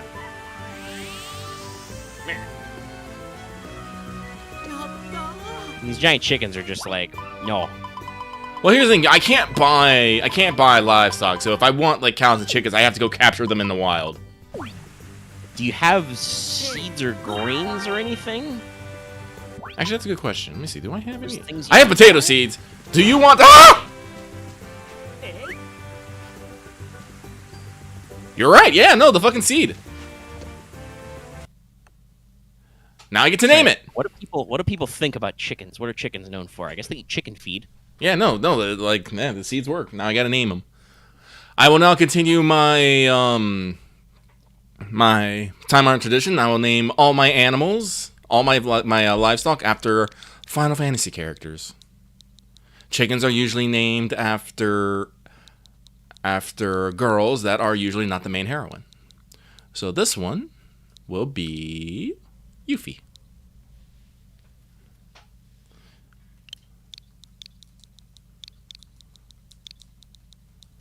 There you go, everybody. A lesson in animal husbandry. But yeah, we were talking about going back over it, and you were like, yeah, you and me just, lucky speaking about both of us, do just kind of like dive into logistics for like 5 minutes and don't come back. Mm-hmm. And I'm like, yeah, no, it sounds about right. All right, you gotta go back to the barn. And I feel like sometimes that's, you know, some people might think that's like weird, or like it feels like that's a lot of burden on just the two of us. But also, it's just genuinely like the other guys don't have anything to contribute. It's okay. I think I've brought this up. Like this does irritate me on some level.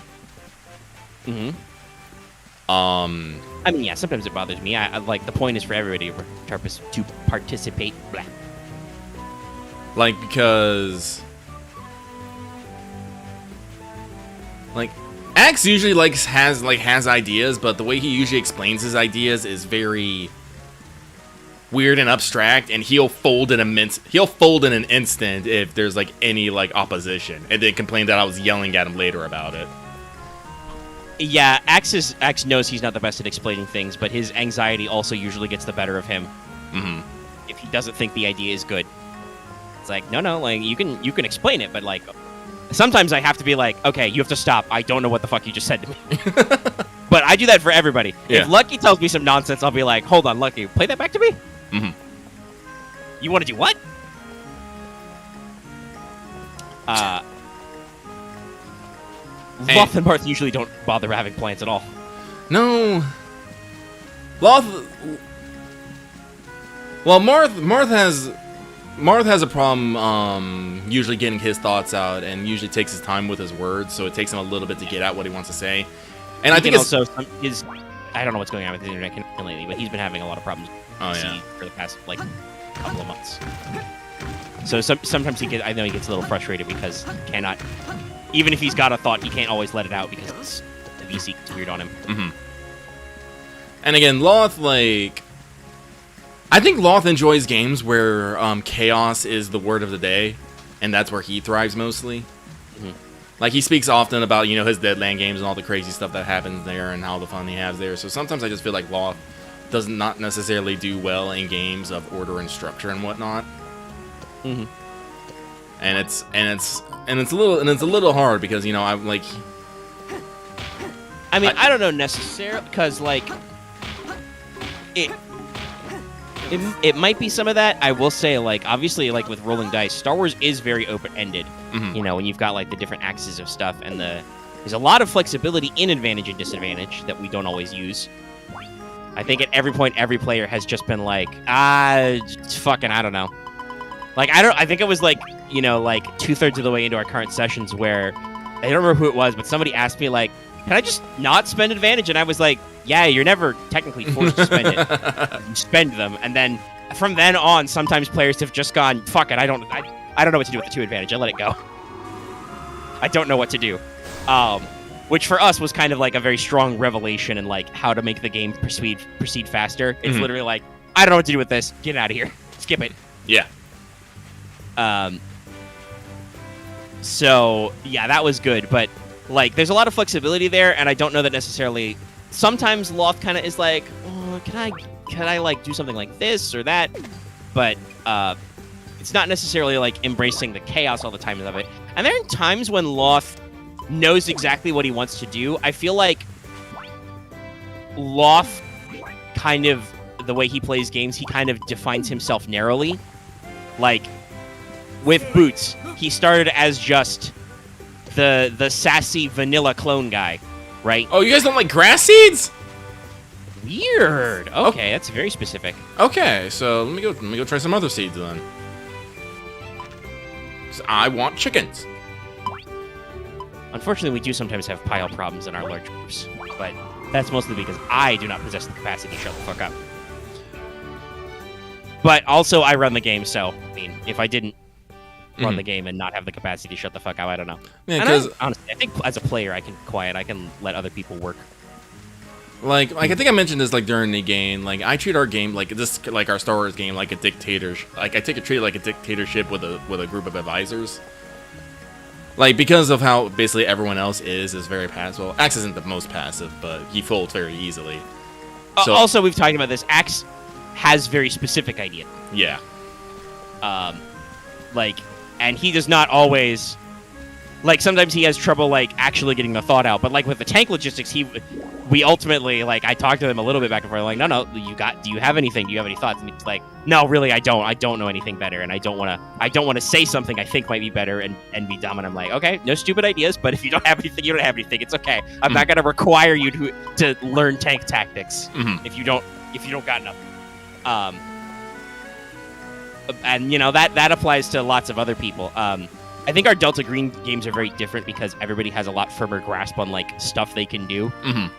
Even if it's just like, hey, I have 60% in this skill. Can I do a thing? And I'm like either yes, you can do the thing, or like roll some dice. Well, that's the good thing about Delta Green is Delta Green has a very, very widespread skill set that you can look at and does specific things. Like Star Wars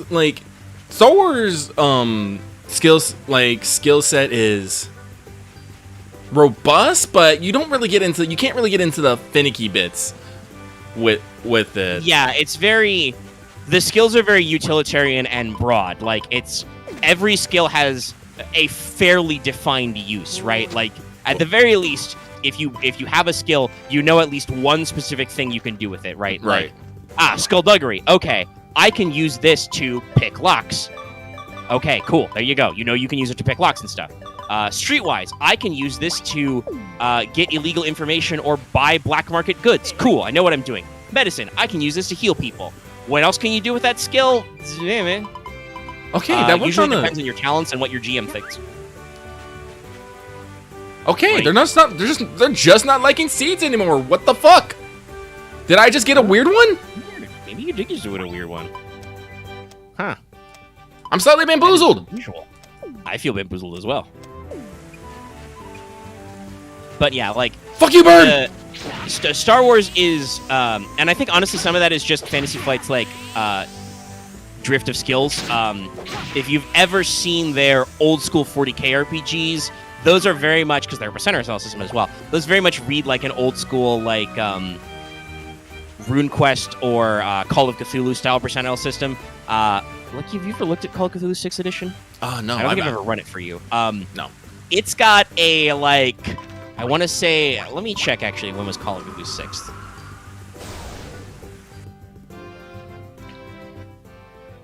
Spell 6th. No, not for Nintendo Switch. I want to spell 6th.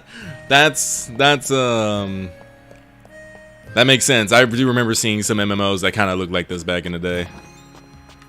Oh, yeah, no, definitely. Okay, so that was like 2004. So it was the late 90s, early 2000s era of game design, where everybody had shitloads of skills. I assume many of you remember D&D 3.5, which had a very bloated skill list. Call of Cthulhu had a big skill list. So, like, the first edition of Dark Heresy has a very unfortunate skill list.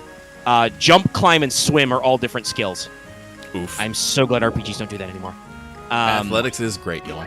Yeah, no, and honestly, it's very true. Like, if you are physically fit enough to climb a tree, you probably, even if you're not trained, are able to move your body to swim. You can keep yourself buoyant. But yeah, so I think Star Wars is after several editions of those 40k RPGs is it is not a bloated skill list. It is a streamlined skill list. It has athletics, for instance. Mm-hmm. It has a separate resilience, but that's more about endurance. The thing you mostly roll resilience for is to not get poisoned. Stuff like that. So they did a lot to narrow it down. I think they also tried a little bit to make sure that each stat that a skill is tied to has kind of its own identity. Obviously, brawn and agility are very good because they're very strongly tied to combat skills. All your ranged combats are agi. All your close combats are melee to start. Melee also has stuff like athletics. Agility has access to the piloting as well, so there's a lot of strong utility. And there's a shitload of int skills, but that's That's basically what I expect out of intelligence, is like it's usually tied to a lot of skills. I think even like wild talents at its most stripped down still has like twice as many skills under mind as anything else, right? Whereas like charm and sense are like 3 things. But there's a decent amount of identity to all this stuff.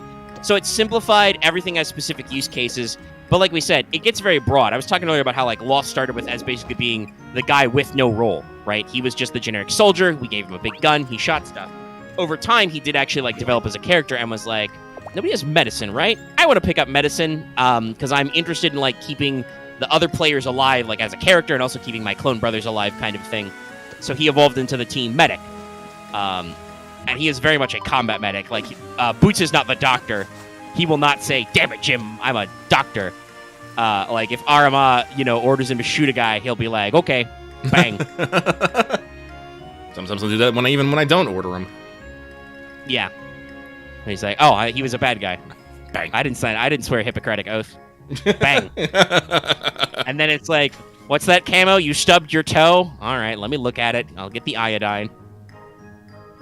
But if people are in danger, and then because he was already an int, he involved into computers, which is also very weird because computers is like hacking and also your comms wizardry. So like he's your radio man now, in addition to your slicer, your hacker, kind of. It's very interesting.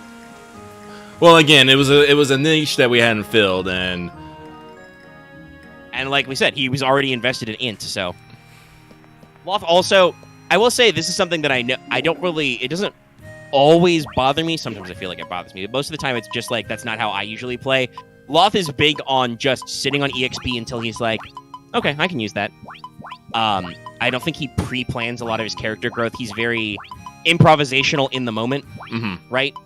Which kind of, I think, does play to some of the stuff you said about how Loth doesn't seem like he's huge on structure. Well, I know he's not huge. You and me are both big structure boys. I mean, I know he's not huge on structure. Do you know how much trouble he has with his character sheet and inventory constantly? Yeah, it's true. He doesn't give a shit about inventory management, which sometimes is not a problem, but sometimes is a problem because there is an encumbrance system in this.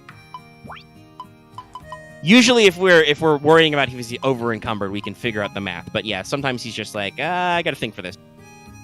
Do I have my think for this? Doesn't matter. Roll dice. Go dice, go. And again, I appreciate that Loth is on he favors the side of fuck it, roll dice, rather than just the side of no, hold on, I have to dig out my source book for this. I have to find exactly where that thing was. Because if everybody does that, the game can get kind of slow. But yeah, like you and I are both big pre-planning guys. Yeah. Which is why, like I said, in the actual Star Wars discussion, you and me were just talking for like 30 minutes straight about like, well, here's the cost-benefit analysis of this tank and that tank. Yeah, no, and like I do enjoy that stuff.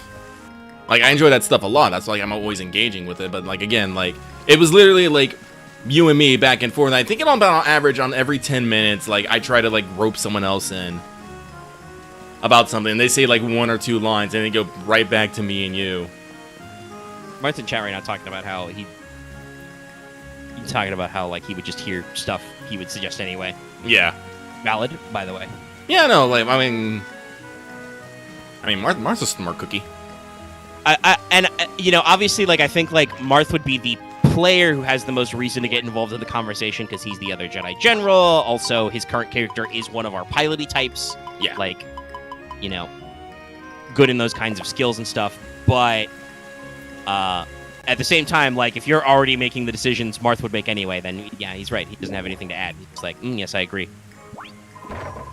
And sometimes that is all we need, is just to like, okay, we came up with this big plan. What do you think about it? I'm fine. Like, this is a good plan. Good. Or, I have nothing to add. I think that's usually what I mostly want. I just want people, like, I don't need, like, people to necessarily, like, give, like, their own ideas or cool ideas. I just need to know if they're, like, for or against it. And not wait for me to wait for me at the end and be like, hey, is everyone still here? Did you all listen? Do you understand? Thank you for your super chat, Ferris. Oh, thank you. You the best. I'd love to see it. Yeah, no, like, yeah, Loth doesn't necessarily go super deep in his talent trees. And I'm sure he'll do it eventually, because he's got the XP for it. What was I going to say before that? and this is the thing we're talking about with getting interrupted, right? Mhm. Somebody will come up with something relevant that wasn't in the primary conversation and derail us for a second. Then we're like, where were we? What were we talking about? Where was I in my notes? Found it. Got it. Mhm. But I was going to talk about like that confirmation thing. Like, that is definitely something that like as a GM or a player, I also am just like, okay, I have a thought process. Here's my thought.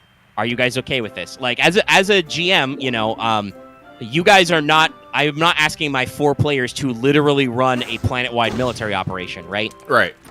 So usually, I assume you have people for stuff, and so a chunk of the operations usually comes with like pre-packaged suggestions and tactics. Hey, your entire military-industrial apparatus has looked at this problem, i.e., I, the GM, have looked at the problem I have wrote and has some suggestions for you. Would you like to sign off on these? Would you like to do something different? And sometimes I wonder if if you guys feel a little like with choice paralysis, because I will often be like, well, I know you have, because I fact check myself and I'm like, I know you got some stuff in the back. But I feel like a lot of the times that comes to like some decent options. Like, I didn't originally plan in my notes for you guys to take the AT-APs, the sniper tanks. Yeah. But when you brought up a suggestion, I was like, yeah, no, that's valid. That's part of your artillery company. They're self-contained. They've got some decent firepower if you want to like actually do some work. That's fine. Yeah, that makes sense. Well, no, like the way you build things is you always have suggestions, but you never lock us into said suggestions. Yeah, there's no railroading. It's more like, okay, if the players just have a complete brain fart, I have a default option they can pick. It may not be the best, but it will allow us to function and play the game. And normally, Because, I don't like. Sometimes players are just like dial-up noises. Yeah. Well, Loading, sometimes we have dial-up noises, but like I don't think we're ever ever affected by choice paralysis. Usually, if like we're stuck between 2 options, like I know what I do. I'm just like, fuck it, I'll just pick one and move on. Yeah. Like for ill or for better. But I did do a little thinking about your stuff because I love Force Org and nicknames, so I even posted this to chat. So Saber tanks are call sign Lightning, so your command tank is Lightning Actual. I really need to get better about that. So we got like Lightning Actual and then Lightning 1 through 12. Yeah, it's probably broken up by platoon, so it's probably like Lightning 1-1, 2-1, etc. Oh, okay. So there, because you've got them in like smaller units broken up. The AT-APs are call sign Thunder. Thunder 1. Yeah. The AT-RTs are call sign Forecaster, because they're your recon, and then I couldn't come up with another good meteorology term, so I just went with Storm Chaser for the one engineering vehicle you brought. Because it's full of nerds. Nerd vehicle. Nerd bus. A fairly nice nerd. Like, so long as you don't need to fight armored vehicle. Well, if all things go as well, hopefully we won't. Yeah. And there's a decent diversity of, like, vehicle choices and stuff. And when you said at one point, that's, this was all drawn from the original, like, the actual, like, Force Org chart for your battalion. Mm-hmm. For your regiment, actually. God, I'm glad you have that written down, because I can never remember what the fuck we have until you actually tell me. Well, yeah, that's why I did that project work, right? Because you said you wanted a bigger force, and I was like, okay, so we'll step you up to the next size. And then I was like, okay, what is that? And then I actually, like, did my fucking research. I figured out the numbers, and I was like, okay, I can put this in an organization that gets you the things you, the player, asked me for, and represents them in a way that I can check, you can check, and we can all check and, like, actually, like, run inventory without, like, stressing too much. But I can still be like, yeah, you got, like, a dozen Saber tanks in stock somewhere. You can work them out. You got some starfighters in reserve. You got some mothballed units, whatever. Like, it works out with some disposition, and it adds that verisimilitude, right? Like, it adds that aspect where I can be like, well, you could always grab your guys from this company or that platoon, bring them together, do some stuff. So I like to do prep work. Oops. Mm-hmm. Like, I enjoy, like, researching and constructing elements that players can reference later. And I also I genuinely think it helps players out. Like, okay, this is a GM philosophy, but as a GM, if you offer your players a choice that doesn't matter, don't offer them a choice. True. Like, that's basically railroading. Like, if all the choices lead to the same point, don't do it. It's the same as the philosophy I've picked about rolling dice. If you don't give a shit, and the story doesn't give a shit, don't roll the dice. The dice are chaos. They will change things. And sometimes I kind of wish they didn't, like for combat stuff where I'm just like, I have rolled poorly, or I have rolled amazingly well. Oh no, you're very beat up now. Oops. I have rolled 3 failures and 8 advantage. What the fuck? Yeah, the dice did not like me last session. I eventually busted out my physical dice again and was like, all right, fuck you, D1. He was very sassy. But yeah, the dice are an inherent chaotic element, so if you aren't prepared for whatever that chaos is and stuff, you know, you shouldn't roll the dice. Now, obviously, like, depending on how the dice go, you can have very dramatic and unusual, you know, exclusive to tabletop games. This is why we're not just, you know, sitting around telling stories or whatever, passing the story stick. Because, you know, you want those dramatic twists. Like, nothing does a sudden tension ratchet, then oops, the GM critically hit you, and now you're dying.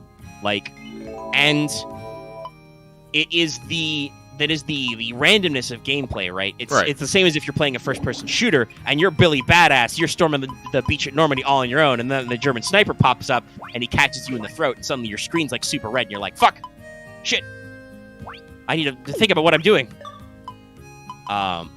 So it's part of the curve, which is pretty good, but sometimes it's just like, and I know a lot of games, especially Fantasy Flight games like Genesis System and their version of L5R are just like, guys, the dice are meaningful. If you roll the dice, there will be results that mean things. Do not roll them willy-nilly. Like, I know a lot of people in the early, like, the beta came out and stuff of L5R complained about, like, the strafe mechanic and strafe symbols. Like, oh no, you can get strifed out. You can get emotional trauma and have to go cry in a corner every time you roll dice. And the actual mechanic is, yes, if you're rolling dice, they can have emotional stress involved. That's because you're usually doing something which is supposed to have some level of inherent risk. So you should not casually roll dice for no reason. If the GM doesn't care whether you succeed or fail, you should just do it. If there's no stakes. You know, characters are supposed to be competent. And I know some games are not necessarily that way. Like, I could obviously see, like, how some, like, classic Call of Cthulhu games might just be like, no, maybe you need to be a bungler. Because it's part of that, like, chaotic element. But in general, you know, letting players be competent makes them feel more confident, makes them, you know, explore more. And then when you do roll dice, you still have that aspect of randomness. And then, depending on what game you're doing, there are just some situations that you can't get out of, right? Like, while I did stretch my homebrew legs to give you guys a rocket launcher that could actually hurt tanks, because damage economy in this game is not perfect. No, it's not. If you were on foot, you know, normally without such a rocket launcher and you had to fight a tank Solid Snake style, you'd be in trouble. You would, in fact, have to do the Solid Snake thing and, like, hope the gunner poked his head out. The machine gunner, like, poked his head out and you throw grenades at him or something. Also, once again, to just shit-talk FFG slightly, God, the ion quality is so badly written. It was a question I had. Yeah, you brought up a question about, like, hold on, how's this work? And I was just like, brain pain. Hold on. Because ion grenades are listed as doing stun damage to droids only. As far as I can tell, this is what the ion quality means anyway. I do not know why they wrote it in 2 separate books that way. I can only assume they wanted to be specific about something. Maybe they forgot that, or the freelancer who worked on ion grenades didn't realize that you could already do ion on non-vehicle weapons or something. So yeah, the ion entry specifically states that this, you know, isn't designed to hurt organics. It has a devastating effect on electronics, which means that typically vehicles and droids take it as strain damage instead. And also it is supposed to be able to, like, knock out your sensitive electronics. There's no rules for that, but it is said to be a narrative consequence, so it is included. Which is something you wanted to know because you were asking, like, hey, if I just, like, trigger an ion grenade or an EMP grenade and drop it at my feet, what does that do? And I'm like, hold on, let me think about this. Listen, and then my ruling was, because it's not clear, was just like, okay, every fucking entry says this just does strain damage to droids, and at no point is there a rule that says it causes normal wounds to organics, so I'm going to rule that it does nothing to you. But you're still carrying electronic equipment. That may be damaged because that is a warning that's in several places. I mean, that's probably not going to stop me if I have to get up and fist fight a tank. I will just rip open the hatch, jump in it, and just be like, behold, this grenade! Because I can't throw worth a shit. true. I believe there are some notes about blast in enclosed spaces anyway, so yeah, we could probably just be like... I would probably just be like, no, I think blast just triggers. I don't think there's any way to get out of this. You are in a metal box. There's nowhere to go. That means I literally have to leave everything, including my lights. Well, not everything, but most things, including my lightsaber, behind. I mean, I think it's just like a... If you get shorted out by, like, cortosis, I think... actually, no, that's for an encounter, so it might be a little bit. I'd have to double-check that ruling. But yeah, no, it's just... It's still, like, obviously there is some, you know, cost to just bathing yourself in ionizing electromagnetic waves. But, again, it's just like, no, I'm pretty sure this just straight up doesn't hurt organics. But it's not clear. Like I said, there is at no point a rule that actually physically says the words, this doesn't cause any harm to organics in, like, mechanical terms. Mm-hmm. It just says that generally it only affects droids and vehicles, and it affects them thusly. And I'm just like, okay, guess I'm just going to assume. Because, like, I also think technically rules as written, it is a perfectly valid interpretation to mean that the ion grenade, because it says stun damage to droids only, does normal damage to non-droids. But I'm pretty sure that's not what the intent is, based on the description. But the rules aren't phrased that way. How did we not catch that in testing? Mm-hmm. Probably because it's in a table, and I know that those are not very well edited over at FFG. I hope Edge has more luck. Speaking of which, it's Edge. It's the 25th anniversary. Rude. Thank you, localization. That was great. Yeah, lots of localizations not getting partly. But yeah, no, I'm eagerly awaiting the Twilight Imperium book. By the way, Who knows? Maybe that'll actually have like weapon guidelines and ideas for fucking vehicles and stuff. Because while it's not necessarily going to be a big part of the setup we've had for the RPG, the actual Twilight Imperium board game does have certain elements of building armies and space navies to do your thing. So, okay. Because it's you know a kind of space opera race to your objectives type game. So you have to like build bigger and better ships and armies and stuff to take down enemies. So yeah, that could actually like have some further adjustments to the vehicle rules that you know make more sense and do more stuff. So I'm always eager to back patch. But yeah, so we had a lot of these conversations both in the session and over the week about the build-up. I think the riverside fight was kind of interesting. I do feel like we had that usual problem where I feel like every time we start a combat, I'm going to force the players to huddle and figure out what their game plan is, like at least at the start. Because I feel like there are times when there's just so much rolling and going off base that everybody like forgets what we're doing, and we're just like, what's my what actually should I be doing here? Yeah, that happened a couple sometimes times. We have to be like, you know, there are times when I'm just like, okay, sure, that'll help. And we just move on stuff, which is interesting because that is a mechanic I know some games actually do. Like I think Burning Wheel related games, including the Mouse Guard RPG, have a system where every conflict you start by setting stakes. Oh.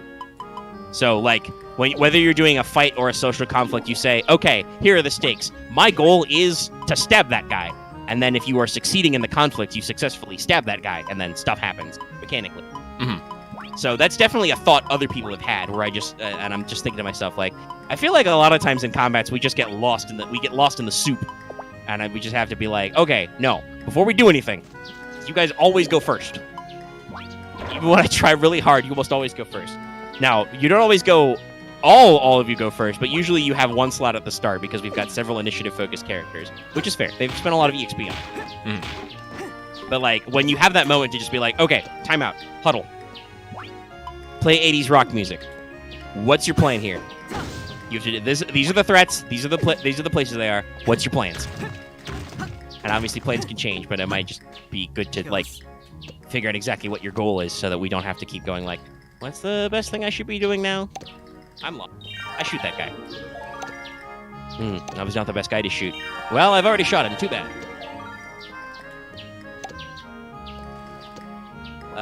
I did adopt a kind of side rule of like how animal companions and stuff are handled, which you guys really seem to like for the action economy. Oh yeah, I did. Spending a maneuver to yell at guys to do things. No, I thought it was great. That was one of those things that, like, I mean, that's annoyed me in previous games. Like, if you have everyone formed up in a squad, you know, they're giving you a bonus by, like, doing cover and fire and stuff. But they're not in a squad. They're just kind of around with their dicks in their hands and just all like... I'm just like...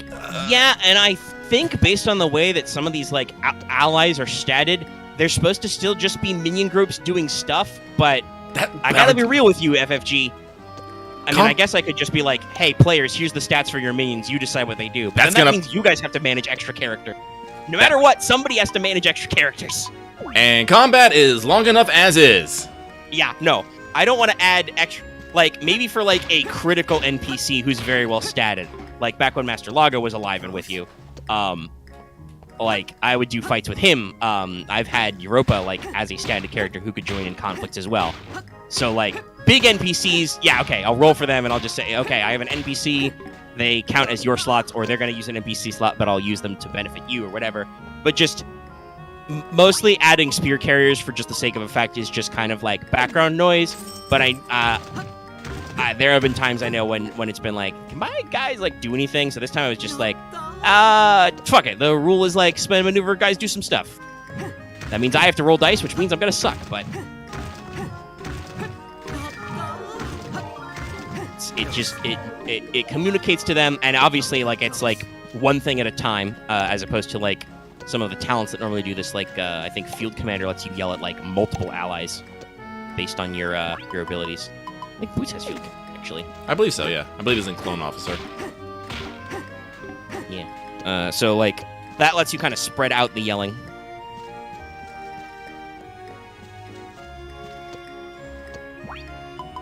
Well, yeah, and you can communicate with a person, because I stole this from some of the animals. But the animal companion talents also have, like, linked talents, and it makes a lot of sense, because it's also, like, how big a silhouette of an animal can you control and whatnot. Mm. And it is taken from the animal companion talent in Genesis, but it's just like, I think I can simplify this. It's like it's a dude! And it worked out. Mm-hmm. You know, worst comes to worst, I was just like, well, you can always yell at a guy. Like I said, I liked how the riverboat thing kind of stakes came out. You actually get banged up a little. Hey, your tank's already, you know, pre-damaged as well. Because Boots refused to get out of it. Yep. Makes sense, though. I mean, he was getting shot at. I wouldn't want to leave the tank either.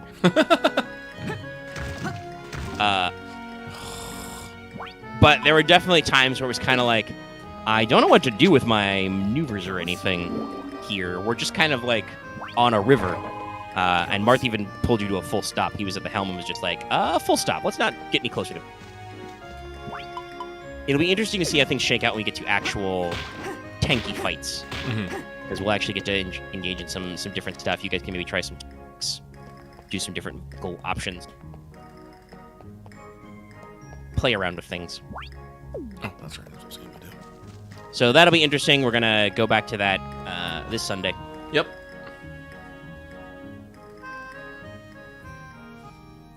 Well, yeah, you got to force sleep. Of course you can cheat. I'm like, can you force... Yeah, no, it's fine. It's a riverboat. It's a barge. You got an open back somewhere. You can jump out. It's fine. Everything's fine. And I've still, like I said, I still got my ideas for follow-up stuff in Star Wars. Are you guys ready for the mandatory checkpoint defense option? Really? Yeah. I mean, you guys are making a supply line into enemy territory. That's true. There will also be a couple of plot hooks that'll be brought up in this this adventure, and another one that'll also make some more sense, like why there may be like civilians who wish to cross through your checkpoint, so you maybe need to double check that they're not secretly sleeper agents or terrorists. Great, we're gonna have to play some fucking paper, please. A little bit. I think the way I'll do it is just, you know, peek behind the curtain is I'll probably do like 3 checkpoints, like there's one at the front of the supply line, the middle, and the back. You guys can like split your time up between them. Or just stick at one entirely, and then they'll just be like, depending on where you go, there'll be like different events that can happen, and depending on who you put where, I mean, you guys could even go full split, and that would make the session take even longer. But you would have player characters on hand to make sure that, you know, nothing bad happens. So when, like, you know, space bikers on Spice, jump out and try to steal your crates of MREs, that your clones just don't be like, what the fuck is happening? Somebody can yell at them and be like, shoot them! Shoot them! Bang.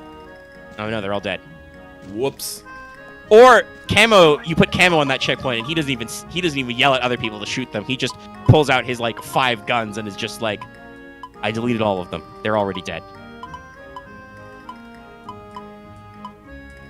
Camo comes out of the jungle carrying a stack of biker corpses. I took care of this problem. Okay. We had that problem? Or you don't. Good work. So yeah, stuff like that, where you guys can have some flexibility to move around. And like I said, I have a reason for why as well. I've said this before. I think I've got the rough structure for how this wraps up in my head, and got a few more interesting beats to actually like work out on. But I am also still super jazzed to actually start record. It's got a lot of things. It's gonna be weird. It's gonna be trippy.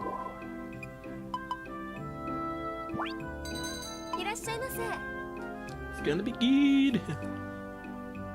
Let's see. And I actually find it like quite funny also, like thinking about stuff, right? Like sand checks. Like I can. Should I? No, I can say that. That would be that. You guys would get it immediately and think it's funny. Your characters would be freaked out. Like my thought is maybe in the gaming shop you'll find like I think this was the exact joke you made earlier, like Alpha Blue, the role-playing game, and then you're like, this is oddly similar to what we do, and I'm like, yeah. There's no sand roll for existential terror. It's violence, helplessness, or unnatural. This isn't unnatural. This is just like weird and depressing. And there's no like I said, sand check for existential dread or onward.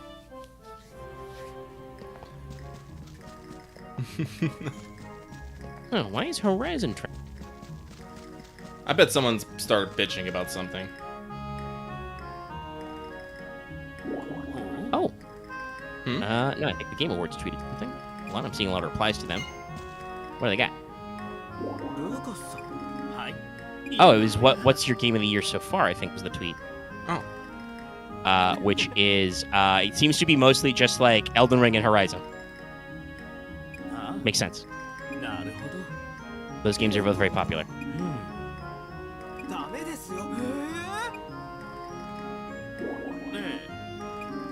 Elden Ring and Elden Ring related things are constantly trending on the Twitter. It is. Well, I noticed that some of their things have been winding down a little bit. So maybe their player base has been winding down on PC. So maybe people will be getting a little lower spec on it. Mm-hmm. Still waiting on price drops and people stop yelling about it.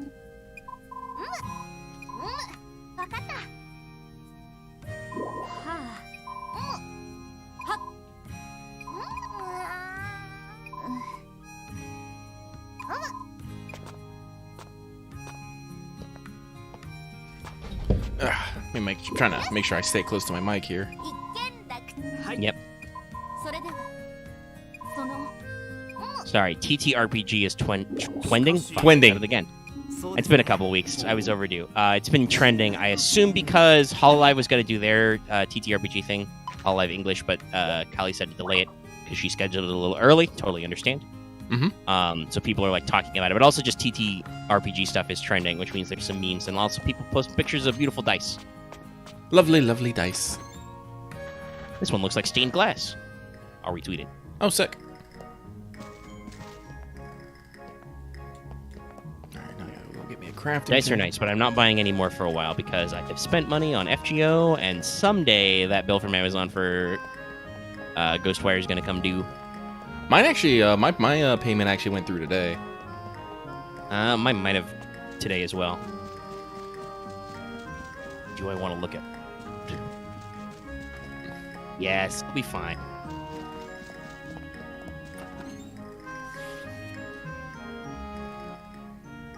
Okay, money has gone down. Who is it? Yeah, okay, that was the Amazon. Oh, and the PayPal. Okay, yeah, it's supposed to take care of. Oh, it's even better than I thought. I thought that number would be smaller. That's all. Well, fine. Thank you, 10% discount. Which, if you don't know, by the way, the story was that I had enough Google credit to basically get 10% off the Syncworks purchase. Yes, okay, I've been charged for, also just today been charged as well for Ghostwire. Okay, makes sense. It's coming on Tuesday. A little slow, but they're actually figuring it out. But yeah, this might actually be a slightly shorter What's Up. Like I said, I haven't been doing a hell of a lot today, or this week. Today, I also haven't been doing a hell of a lot. I did not sleep super great because I had like monitors on and computers still whirring in the background. Yeah. You know, had to bust out and check on everything. Yeah. But let's think if she was ready. Oh, yeah. I feel like if we actually had Ghostwire, like if we had both gotten it like on Friday, maybe we'd have some stuff a little bit more to talk about. But for the moment, it is how it is. Yeah, I haven't really much to say about the Grand Voyager game. I've been working on things, and I've been working on ways to... I don't want to say make your lives miserable, but make your lives difficult. Hey, listen, we've talked about this. This is the GM's job. The author needs to create conflict. If there is no conflict, there is no story. Yeah, so... Oh, God, like it's one of those things like I want to talk about it and share the idea and the thought, but... You don't want to. You want fresh responses when it happans. Yeah.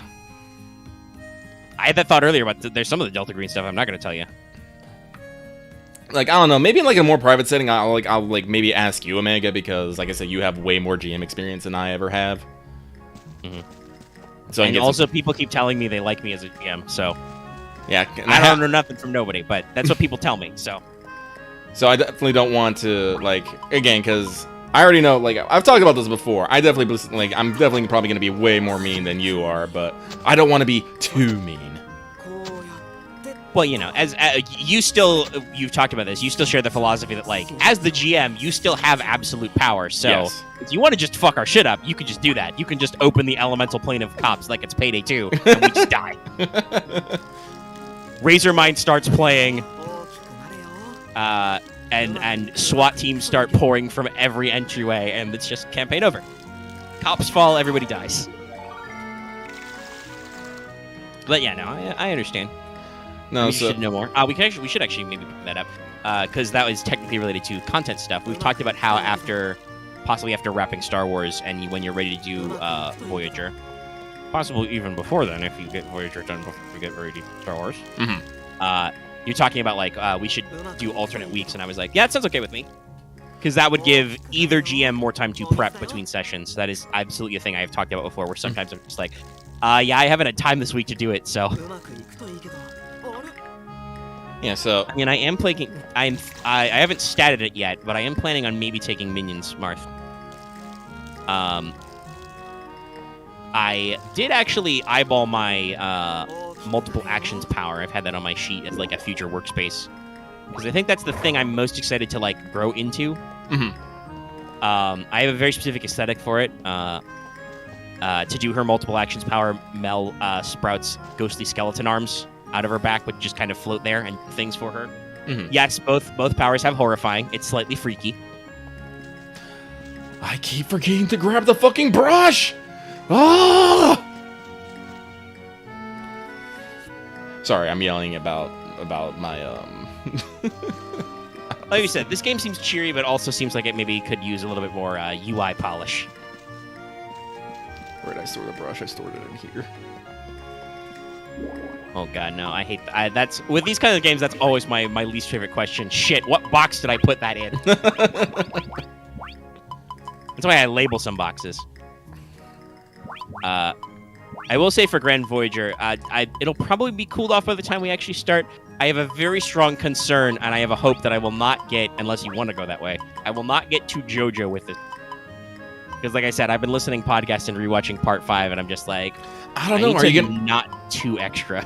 Are you gonna fucking do a punch run with your skeleton bone arms? That I will probably do. Because the way multiple actions work is once you get the bonus dice, you just have the bonus dice and can use them. You still get them even if you do one single action. They just let you hyper-focus. So I might. Like, the beauty is they don't make me any stronger, but they do give me bonuses to action. So yeah, I might just punch rush some dudes. I am going to be close up.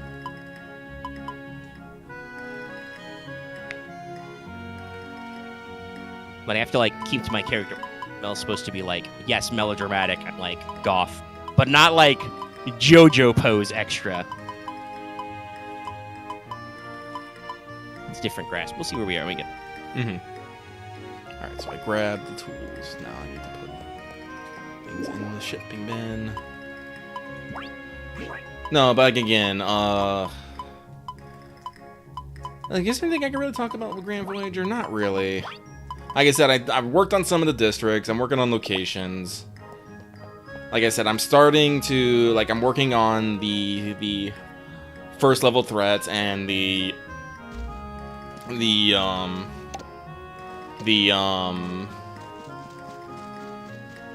opening story. Not a... I'm trying... Like, I'm gonna try and go for the, like an ominous flair to things, because, like, again, the thing about, like, this I'm doing with this game is I'm trying to do something, you know, people tell you you shouldn't really, like, try, you know, like, shoot for the stars in your first attempt, but I'm trying to do that anyway, because I think I can pull it off. But, like I said, we're starting in a game with, when no one has their powers, and, you know, there's gonna be you know, the singularity event, so I'm definitely gonna have a mechanic of,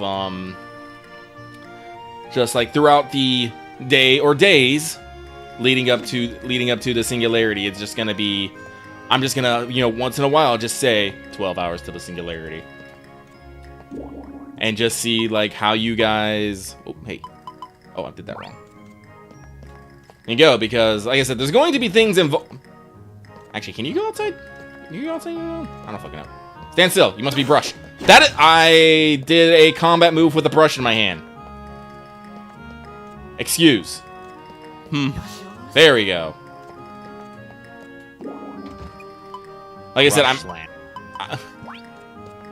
I was just... That's the wax off, wax on button. I was just like, fuck. Alright. I was like, excuse me. But I definitely want a sense of anticipation, dread, and all that kind of stuff. As things will be happening, and once the singularity happens, more things will be happening, and you'll have to make choices.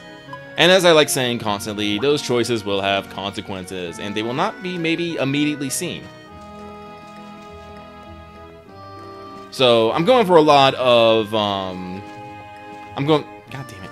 I really don't like... There's one thing I don't like. I don't like that the game just, like, spawns in, like, these resources in, but they just pepper it over the day.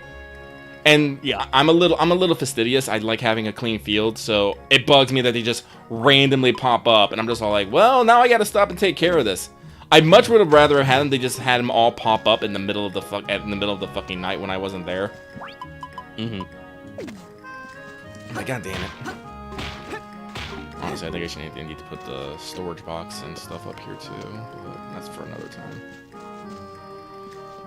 All right, we're clear.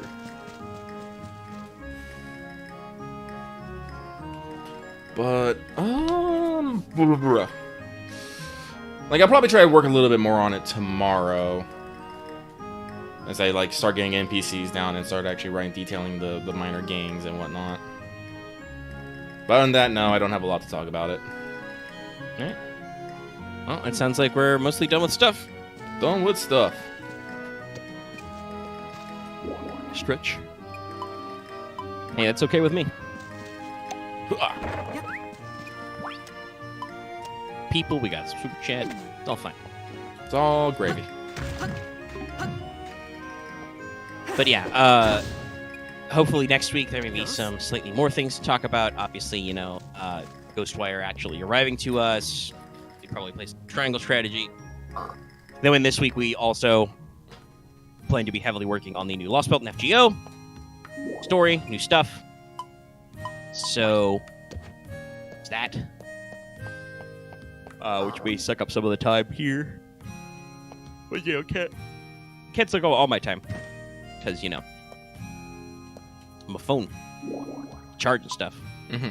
My wireless headphones need to charge. A lot of charging involved, actually.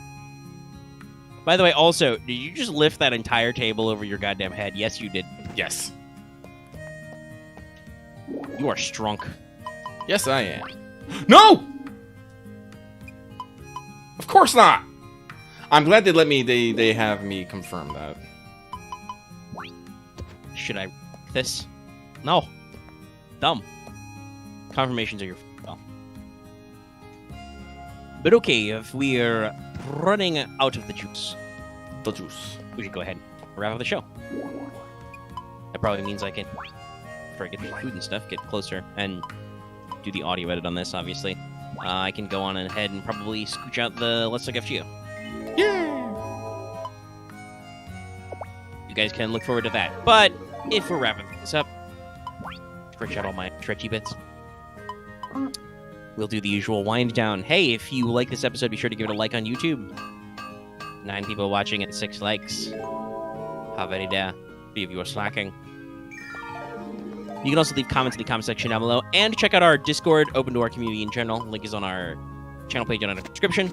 Anybody can join in. You too can yell about Runt Factory 5 and more. Please yell about how you're upset that you cannot have Fox Mom Wife. If you are new here, please subscribe to our channel to get more of this, and also be sure to be subscribed and tune in Monday for finale of Uncharted.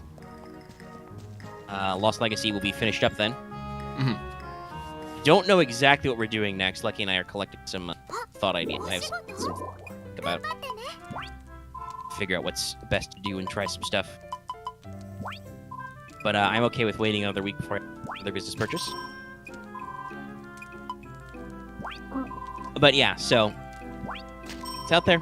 We'll be, you know, throw that on Monday. Make sure to sub so you can follow us, and you can catch those APs too. And also make sure that you ring that bell for notifications, even if you're already subscribed, so you always know when we post a new video or something. Great way to get an alert. Though occasionally you have to be wary, because apparently YouTube sometimes finds its own when it comes to streamy stuff. Stuff in the bud. Default junk. Trying to schedule the stream. And also, Me6 was a butt in our announcements channel and posted this without the thumbnail. How dare. How dare. I spent literal seconds in MS Paint thumbnail. How dare you? Honestly, making the thumbnails, that the time is usually more consumed in acquiring the assets and thinking what the assets will be than actually putting them on page.